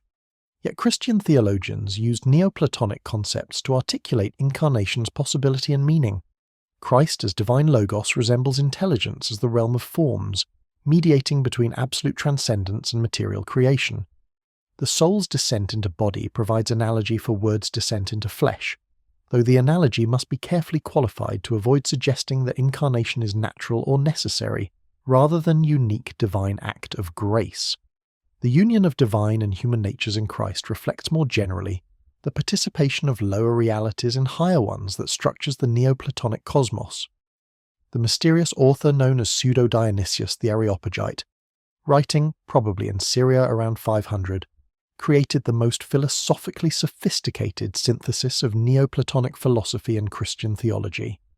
His 4 surviving treatises, Divine Names, Mystical Theology, Celestial Hierarchy and Ecclesiastical Hierarchy, translate Neoplatonic metaphysics into Christian theological vocabulary, while maintaining remarkable fidelity to Proclean philosophical structures. Pseudo-Dionysius's influence on medieval Christian theology was enormous, with his works being treated as virtually apostolic authority because he claimed to be the Athenian convert mentioned in Acts who heard Paul preach. Pseudo-Dionysius presents God as radically transcendent, beyond all names and categories, unknowable through any positive predication. This negative theology closely resembles Neoplatonic accounts of the one as beyond being and thought. But he also affirms positive theology that names God using biblical and traditional Christian language. Good, beautiful, wise, powerful, and ultimately personal Father, Son, and Spirit. These two approaches are complementary rather than contradictory. Positive theology applies to God as revealed in creation and Scripture, while negative theology acknowledges that God's essence transcends all human concepts. The hierarchical ordering of reality that Pseudo-Dionysius describes draws directly on Neoplatonic emanation schemes, though translated into Christian framework. The celestial hierarchy consists of 9 orders of angels arranged in 3 triads, mediating between God and creation. The ecclesiastical hierarchy consists of 3 orders of clergy and 3 orders of laity, mediating divine grace through sacraments and teaching. Each level participates in higher levels and transmits divine illumination to lower levels, creating continuous chain from God through angels and clergy down to ordinary believers. This hierarchical vision profoundly influenced medieval Christian understanding of church, cosmos, and society. The great chain of being that organized medieval cosmology derives largely from the synthesis of Neoplatonic and Christian ideas. Medieval political theory's emphasis on hierarchical order with authority flowing from God through church and king down to ordinary people reflects this same structure. Even medieval aesthetics, with its understanding of beauty as manifestation of divine light through material forms, expresses fundamentally Neoplatonic ideas mediated through Christian theology. The practical spirituality that developed in medieval Christianity likewise shows strong Neoplatonic influence, particularly in mystical theology's emphasis on purification, illumination, and union as stages of spiritual ascent. The via negativa, or way of negation, in which the soul strips away all concepts and images to achieve wordless contemplation of God beyond thought, directly parallels Neoplatonic accounts of mystical union with the One. Medieval mystics, from Meister Eckhart to John of the Cross, articulate experiences of God that closely resemble Plotinus's descriptions of union with the One, though interpreted within Christian framework of grace and love rather than purely philosophical contemplation. Yet significant tensions remained between philosophical and theological commitments that Christian Neoplatonism never fully resolved. The doctrine of creation ex nihilo, while providing stronger affirmation of creation's goodness and God's freedom than emanation theory, created problems about why God would create and how temporal creation relates to eternal divine will. The incarnation and resurrection of Christ, while affirmed as central Christian mysteries, resisted full philosophical explanation in Neoplatonic terms. The idea of eternal damnation for some, nation for souls seemed inconsistent with the universal return to source that Neoplatonism expected. And biblical emphasis on historical revelation, covenant and eschatology introduced temporal and particular elements that sat uneasily with philosophy's orientation toward eternal and universal truth. These tensions produced ongoing debates throughout medieval theology, between those emphasizing philosophical reason and those emphasizing biblical faith, between Augustinian Neoplatonism and Aristotelian scholasticism, between mystical and scholastic approaches to theology. The Reformation's emphasis on sola scriptura and rejection of natural theology represented in part reaction against excessive Platonization of Christianity. Yet even Protestant theology continued to employ concepts derived from Neoplatonic sources, and Catholic theology reaffirmed the legitimacy of philosophical theology while acknowledging its limits. The Islamic philosophical tradition developed its own synthesis of Neoplatonic philosophy with Islamic theology, particularly through Al-Farabi and Avicenna, Ibn Sina, who integrated emanation schemes with Islamic monotheism. Their works influenced both Islamic and Jewish philosophy, while also being translated into Latin and affecting Christian scholastic theology. This created complex cross-cultural transmission of Neoplatonic ideas that enriched all 3 Abrahamic traditions. The modern secular rejection of medieval synthesis and the development of new philosophical approaches from Descartes through Kant to contemporary philosophy has made Neoplatonic categories less dominant in academic philosophy. Yet Neoplatonic themes continue to resurface in German idealism's dialectical systems, in process philosophy's accounts of reality as creative advance, in philosophies of consciousness that explore subjective experience's relationship to objective being, and in ongoing debates about realism versus nominalism, the one and the many, appearance and reality. The light that Plotinus saw continues to illuminate philosophical inquiry, even for those who no longer accept his system or share his spiritual orientation. Part 14. The Eternal Return. As we approach the end of our journey through the complete philosophy of Neoplatonism, we must reflect on the central metaphor and spiritual practice that gives this entire system its ultimate meaning and purpose. the return to the source, the soul's ascent from the fragmentation and multiplicity of material existence back toward union with the one from which all things proceed, and to which all things ultimately tend. This return is simultaneously cosmological principle explaining reality's structure, psychological process describing consciousness's potential development, ethical imperative guiding proper conduct, and mystical practice enabling direct experience of ultimate reality. Understanding this return requires grasping how it operates at multiple levels and integrates all aspects of Neoplatonic philosophy into a unified vision of reality's meaning and human possibility. The cosmological dimension of return reflects the fundamental pattern that structures all reality: remaining, procession, and return. Everything proceeds from the one through successive levels of emanation, descending from unity toward multiplicity, from simplicity toward complexity, from being toward non-being. But this procession is not simply linear descent toward ever greater distance from source. Rather, everything that proceeds also returns, turns back toward its origin, seeks to reunite with what it came from. This return completes and perfects what has preceded, creating circular rather than linear pattern in which end meets beginning. This circularity appears at every level of reality. Intelligence proceeds from the one but immediately returns to contemplate its source, and this contemplative return constitutes intelligence's perfection and being. Soul proceeds from intelligence but returns to contemplate the forms, and this contemplation defines soul's essential activity. Individual souls proceed from universal soul but retain capacity to return through purification and contemplation. Even material things possess dim orientation toward their formal and efficient causes, exhibiting teleology or purposiveness that points them back toward what produced them. The psychological dimension of return concerns the human soul's journey from its fallen condition in matter back toward union with its divine source. This journey is not optional or arbitrary, but represents the soul's deepest nature and highest possibility. We are essentially oriented toward return even when we have forgotten our origin, even when we pursue illusory goods that lead away from genuine satisfaction. The restlessness and dissatisfaction that characterize human existence reflect our fundamental homesickness, our unconscious longing to return to the unity and peace from which we have become separated through descent into multiplicity. The path of return requires systematic reversal of the descent process. If descent involves increasing identification with body and matter, progressive absorption in sensible multiplicity, gradual forgetting of eternal truths, then ascent requires disidentification from body, withdrawal of attention from sensible particulars, remembering what has been forgotten. Each stage of ascent recapitulates in reverse the stages of descent, climbing back up the ladder that souls descended in their fall into material existence. But this return is not merely negative, not just undoing what descent accomplished. Rather, ascent enables souls to achieve self-knowledge and divine wisdom that would not have been possible without the experience of descent and embodiment. Through struggling with material limitations and ethical choices, through experiencing multiplicity and change, through contrasting temporal existence with eternal truth, souls develop understanding and virtue that pure contemplative existence could not provide.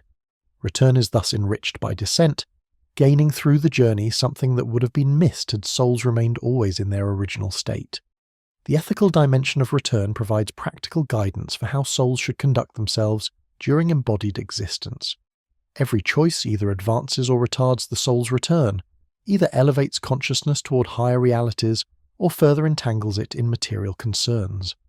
The ethical life is fundamentally oriented toward return, seeking to minimize attachments that bind soul to body and cultivate virtues that prepare it for ascent. This creates comprehensive ethical vision in which all moral questions can be evaluated by their relationship to the soul's ultimate goal. The virtues that promote return include first the civic or political virtues that moderate desires and emotions, enabling harmonious social existence while reducing the soul's bondage to bodily passions. But these must be transcended through purificatory virtues that aim at complete independence from bodily concerns, achieving equanimity and self-sufficiency through philosophical discipline. Beyond these lie contemplative virtues proper to souls that have achieved intellectual vision and dwell in constant contemplation of eternal truth. And finally, there may be paradigmatic or exemplary virtues proper to intelligence itself, the eternal patterns that human virtues imperfectly reflect. The progression through these levels of virtue reflects the soul's gradual ascent, with each stage requiring and enabling further development. We cannot leap directly to contemplative existence without first achieving ethical stability and purification. But neither should we remain satisfied with civic virtue when higher possibilities await. The complete ethical life involves continuous development through ascending levels of virtue, always striving toward greater unity, simplicity, and proximity to Source. The mystical dimension of return culminates in union with the One that transcends all categories and concepts. This union represents both the goal, toward which all prior ascent was directed, and a qualitatively different state that transcends anything that preceded it. Prior stages of ascent elevated consciousness through increasing levels of reality, from body to soul to intelligence, always maintaining some distinction between knower and known, subject and object. But union with the One dissolves this distinction entirely, achieving identity in which there is no longer any separation between soul and source. This final union cannot be adequately described because description requires multiplicity: subject, predicate, concepts, language, while union is absolute unity. Those who have experienced it can only point toward it through metaphor and paradox, using language to indicate what transcends language, concepts to point beyond concepts. The metaphors multiply, the soul becomes light merging with infinite light, the drop returning to the ocean, the lover uniting with beloved, the many becoming one. Each metaphor captures some aspect while inevitably falling short of the reality they attempt to express. The temporary character of mystical union for embodied souls creates a rhythm of ascent and return, union and separation that characterizes the spiritual life. Plotinus claims to have achieved union several times during his life, but each time consciousness returned to multiplicity, the experience faded from direct grasp, though its memory remained.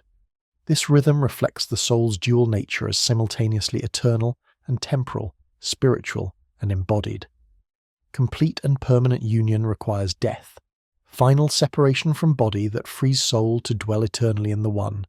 But even temporary unions transform consciousness permanently, confirming through direct experience what philosophy teaches through argument. The community dimension of return concerns how individual souls' ascents relate to each other and to the larger cosmic process. Are we ascending individually or collectively? Does my return help or hinder yours? Is there competition for limited spiritual goods, or do all benefit from each individual's progress? Neoplatonism's answer emphasizes both individual responsibility and collective benefit. Each soul must accomplish its own return through its own efforts. No one can achieve union for another. Yet each soul's purification and elevation benefits all souls because of the underlying unity that connects them despite their apparent separation. This means that the sage's contemplative achievement serves others even without explicit teaching or action. By achieving clarity and unity in particular instance, by manifesting eternal forms in temporal existence, by connecting material reality to its intelligible source, the accomplished philosopher contributes to cosmic order and elevates consciousness generally. The light that shines in one soul radiates to illuminate others. The truth grasped by individual intelligence becomes available to universal intelligence, the return accomplished by. Particular soul advances the universal return of all souls. The eschatological dimension of return raises questions about whether all souls will eventually return to Source, or whether some might be lost permanently. Plotinus seems optimistic that all souls ultimately return, though the process may require many cycles of reincarnation and varying amounts of time depending on each soul's condition and choices. The cosmic process as a whole exhibits perpetual procession and return, with souls constantly descending and ascending, but individual souls progress toward eventual liberation from the cycle of embodiment and permanent dwelling in higher realities. This vision differs from both Christian eschatology with its final judgment and eternal division between saved and damned, and from Buddhist nirvana with its complete extinction of individual existence. Neoplatonic return maintains individual souls' essential reality even in union with the One, achieving identity without annihilation, unity without loss of the distinctness that makes union meaningful.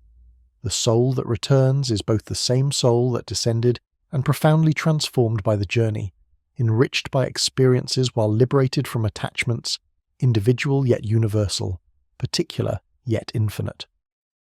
The practical implications of this return-focused spirituality concern how we should live each day, each moment in light of our ultimate destiny. Every thought, desire, action either advances or retards our return. Every attachment either binds us more firmly to material existence or loosens our bonds. Every moment of clarity and truth provides a glimpse of what we're returning toward. This creates urgency about spiritual practice. We should not waste time and opportunity in trivial pursuits when eternal truth awaits, while also providing patience because return is not accomplished quickly or easily, but requires sustained effort across what may be many lifetimes. The contemplative practices that facilitate return include both intellectual and devotional elements. Intellectually, we study philosophy and mathematics, contemplate eternal truths, exercise logical reasoning to strengthen understanding and clear away false beliefs. Devotionally, we may employ ritual practices and invocations that orient consciousness toward divine realities and attract divine assistance. Both work together to prepare soul for higher experiences, removing obstacles and creating conditions for grace and illumination. The ultimate significance of return lies in its revelation that reality is not meaningless flux or blind mechanism, but purposeful pattern oriented toward reunion of all things with their source. The cosmos exists so that the One's infinite perfection can be expressed through finite forms, so that consciousness can achieve self-knowledge through the journey of separation and return, so that being itself can be appreciated and celebrated through the drama of procession and reversion. We are not cosmic, accidents or purposeless byproducts, but essential participants in reality's fundamental pattern, sparks of divine light that have descended into matter and are finding their way home. Part 15. The Light That Remains. As we complete our comprehensive exploration of Neoplatonic philosophy, we must ask what enduring value and contemporary relevance this ancient vision retains for modern consciousness. In an age dominated by scientific materialism and secular humanism, when transcendent metaphysics and mystical experience are often dismissed as pre-modern superstition, when philosophy has largely abandoned comprehensive systems in favor of specialized technical analysis, does Neoplatonism offer anything more than historical interest? Can this 1500-year-old philosophy speak meaningfully to contemporary seekers and thinkers, or does it represent merely a fascinating but obsolete stage in humanity's intellectual development? The continuing relevance of Neoplatonism emerges most clearly when we recognize the perennial character of the questions it addresses and the fundamental human experiences it attempts to articulate and explain. As long as human beings experience themselves as simultaneously material and spiritual, as long as consciousness seems to transcend purely physical processes, as long as we seek meaning and value that material reality alone cannot provide, as long as we experience intimations of something beyond ordinary existence, Neoplatonic themes will remain relevant regardless of what scientific theories or philosophical fashions dominate particular periods. The problem of consciousness and its relationship to physical reality represents perhaps the most obvious domain where Neoplatonic insights remain valuable. Contemporary philosophy of mind struggles with how subjective experience relates to objective brain processes, how first-person perspectives relate to third-person descriptions, how meaning and value emerge from or relate to purely physical properties. These are modern versions of ancient questions about how intelligence relates to soul, how eternal forms relate to temporal instantiations, how unity relates to multiplicity. The hard problem of consciousness that contemporary philosophers debate is essentially the Neoplatonic question of how the immaterial relates to material translated into modern terminology. Neoplatonism's hierarchical understanding of different levels of reality provides conceptual resources for thinking about consciousness that pure materialism struggles to accommodate. The suggestion that reality might be organized in levels of increasing complexity and decreasing materiality, with consciousness representing higher-level organization rather than merely emergent property of physical processes, offers alternative to both reductive materialism and substance dualism. While we need not accept the specific metaphysical commitments of Neoplatonic emanation, the general insight that reality might be more complex and multi-leveled than crude materialism remains philosophically fertile. The emphasis on contemplation and intellectual life as highest human activities provides important counterweight to modern culture's relentless emphasis on productivity, consumption, and external achievement. Neoplatonism reminds us that genuine human fulfillment comes not from accumulating possessions or accomplishing worldly goals, but from developing consciousness, understanding truth, and achieving internal clarity and peace. In an age of anxiety, distraction, and constant stimulation, the Neoplatonic vision of contemplative life offers an attractive alternative, though one that requires discipline and commitment that contemporary culture rarely encourages. The understanding of beauty as objective property grounding aesthetic experience, rather than merely subjective preference, challenges modern aesthetic relativism and provides resources for defending claims about artistic value and beauty's importance. If beauty is a real manifestation of eternal forms in temporal appearances, if beautiful things genuinely participate in beauty itself, then aesthetic experience becomes form of knowledge rather than merely entertainment, and art becomes vehicle for revelation rather than mere decoration or self-expression. This understanding can dignify aesthetic experience and artistic creation in ways that pure subjectivism cannot. The analysis of evil as privation rather than positive substance offers sophisticated alternative to both naive optimism that denies evil's reality and dualistic pessimism that sees good and evil as equal opposing forces.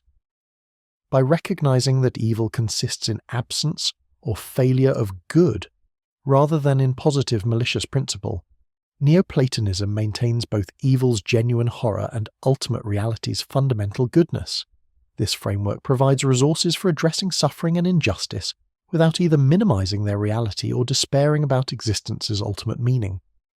The emphasis on purification and spiritual practice as necessary preparations for philosophical understanding challenges modern assumptions that philosophy is purely intellectual exercise, requiring no moral or spiritual development. Neoplatonism suggests that what we can understand depends on what we have become, that character transformation enables intellectual insight, that philosophical wisdom requires ethical virtue. This integration of theoretical and practical philosophy, of knowing and being, provides more complete vision of philosophical life than approaches that separate intellectual analysis from existential transformation. The mystical dimensions of Neoplatonism speak to growing contemporary interest in contemplative practices, meditation, and spiritual experience that secular culture often struggles to accommodate or understand. While much contemporary spirituality becomes either vague New Age eclecticism or retreat to fundamentalist religiosity, Neoplatonism offers sophisticated intellectual framework for understanding mystical experience without reducing it to mere emotion or psychology. The careful analysis of different levels of contemplation, different types of union, different stages of ascent provides conceptual tools for discriminating genuine spiritual insight from self-deception. Yet we must also acknowledge significant aspects of Neoplatonic philosophy that sit uneasily with contemporary commitments and values. The hierarchical vision of reality with clear ranks and levels can seem authoritarian and opposed to egalitarian values. The emphasis on transcendence and ascent can appear to devalue material existence and embodied life. The goal of escaping from multiplicity toward unity might seem to undermine appreciation for diversity and particularity. The orientation toward eternal, unchanging truth can seem hostile to historical development and cultural change. These tensions require careful navigation for anyone seeking to appropriate Neoplatonic insights in contemporary context. The question of whether Neoplatonic metaphysics can be separated from its spiritual practices and mystical goals, whether we can accept some aspects while rejecting others, reflects deeper questions about philosophy's nature and purpose. Is philosophy primarily theoretical inquiry aimed at understanding reality, or is it practical discipline aimed at transforming life? Can philosophical truth be grasped through purely intellectual analysis, or does it require personal transformation and experiential confirmation? Neoplatonism's refusal to separate theory from practice, knowledge from virtue, understanding from being challenges contemporary academic philosophy's assumptions about proper philosophical method. The influence of Neoplatonism on subsequent philosophy, theology, and culture extends far beyond explicit references or acknowledged debts. Neoplatonic themes and concepts have been so thoroughly absorbed into Western intellectual tradition that they shape thought even for those unaware of their origins. The opposition between appearance and reality, the association of goodness with unity and evil with fragmentation, the understanding of knowledge as remembering rather than discovering, the vision of hierarchically ordered reality, all these and more derive from, or were significantly shaped by Neoplatonic philosophy, even though they now seem like common sense or philosophical truisms. The perennial philosophy tradition that identifies common core of mystical experience and metaphysical insight underlying diverse religious and philosophical traditions draws heavily on Neoplatonic sources. Thinkers from Aldous Huxley to Houston Smith have argued that beneath surface differences between Christianity, Islam, Hinduism, Buddhism, and other traditions lies shared vision of reality as emanating from transcendent source and of human fulfillment as returning to that source through purification and contemplation. While this synthesis has been criticized for minimizing genuine differences and imposing Western categories on non-Western traditions, it demonstrates Neoplatonism's potential as framework for interreligious dialogue and understanding. The recovery and creative reinterpretation of Neoplatonic philosophy for contemporary audiences requires neither uncritical acceptance of ancient doctrines nor dismissive rejection of outdated metaphysics. Rather, it demands careful discrimination between aspects that remain valuable and aspects that must be revised or abandoned, between insights that speak to perennial human concerns and claims that reflect specifically ancient assumptions. This selective appropriation characterizes how all living philosophical traditions relate to their historical sources, honoring the wisdom of the past while developing it in new directions that address contemporary concerns. The ultimate legacy of Neoplatonism lies not in any specific doctrines or arguments, but in its comprehensive vision of reality as fundamentally intelligible and meaningful, of consciousness as participating in rather than merely representing that reality, of human existence as oriented toward transcendent fulfillment rather than trapped in material limitation. Whether we accept the metaphysical details of emanation and return, whether we embrace the mystical goal of union with the One, whether we engage in contemplative and theurgical practices, we can still be inspired and instructed by Neoplatonism's profound insight that reality exceeds what appears to the senses, that consciousness is real and primary rather than derivative and illusory, that we are not meaningless accidents, but essential participants in being's fundamental patterns. The light that Plotinus saw radiating from the One, illuminating intelligence and soul, shining through beautiful things, calling souls homeward. This light continues to shine, continues to illuminate, continues to call. It shines in every moment of intellectual insight when truth becomes suddenly clear, in every experience of beauty that points beyond itself toward eternal beauty, in every aspiration toward something higher and better than ordinary existence provides, in every mystical experience of unity transcending usual subject-object consciousness.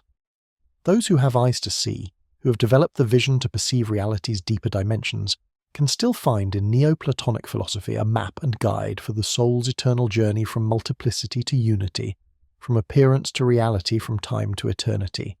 As we conclude this exploration, we are invited not merely to understand Neoplatonism intellectually, but to allow it to transform how we see and experience reality.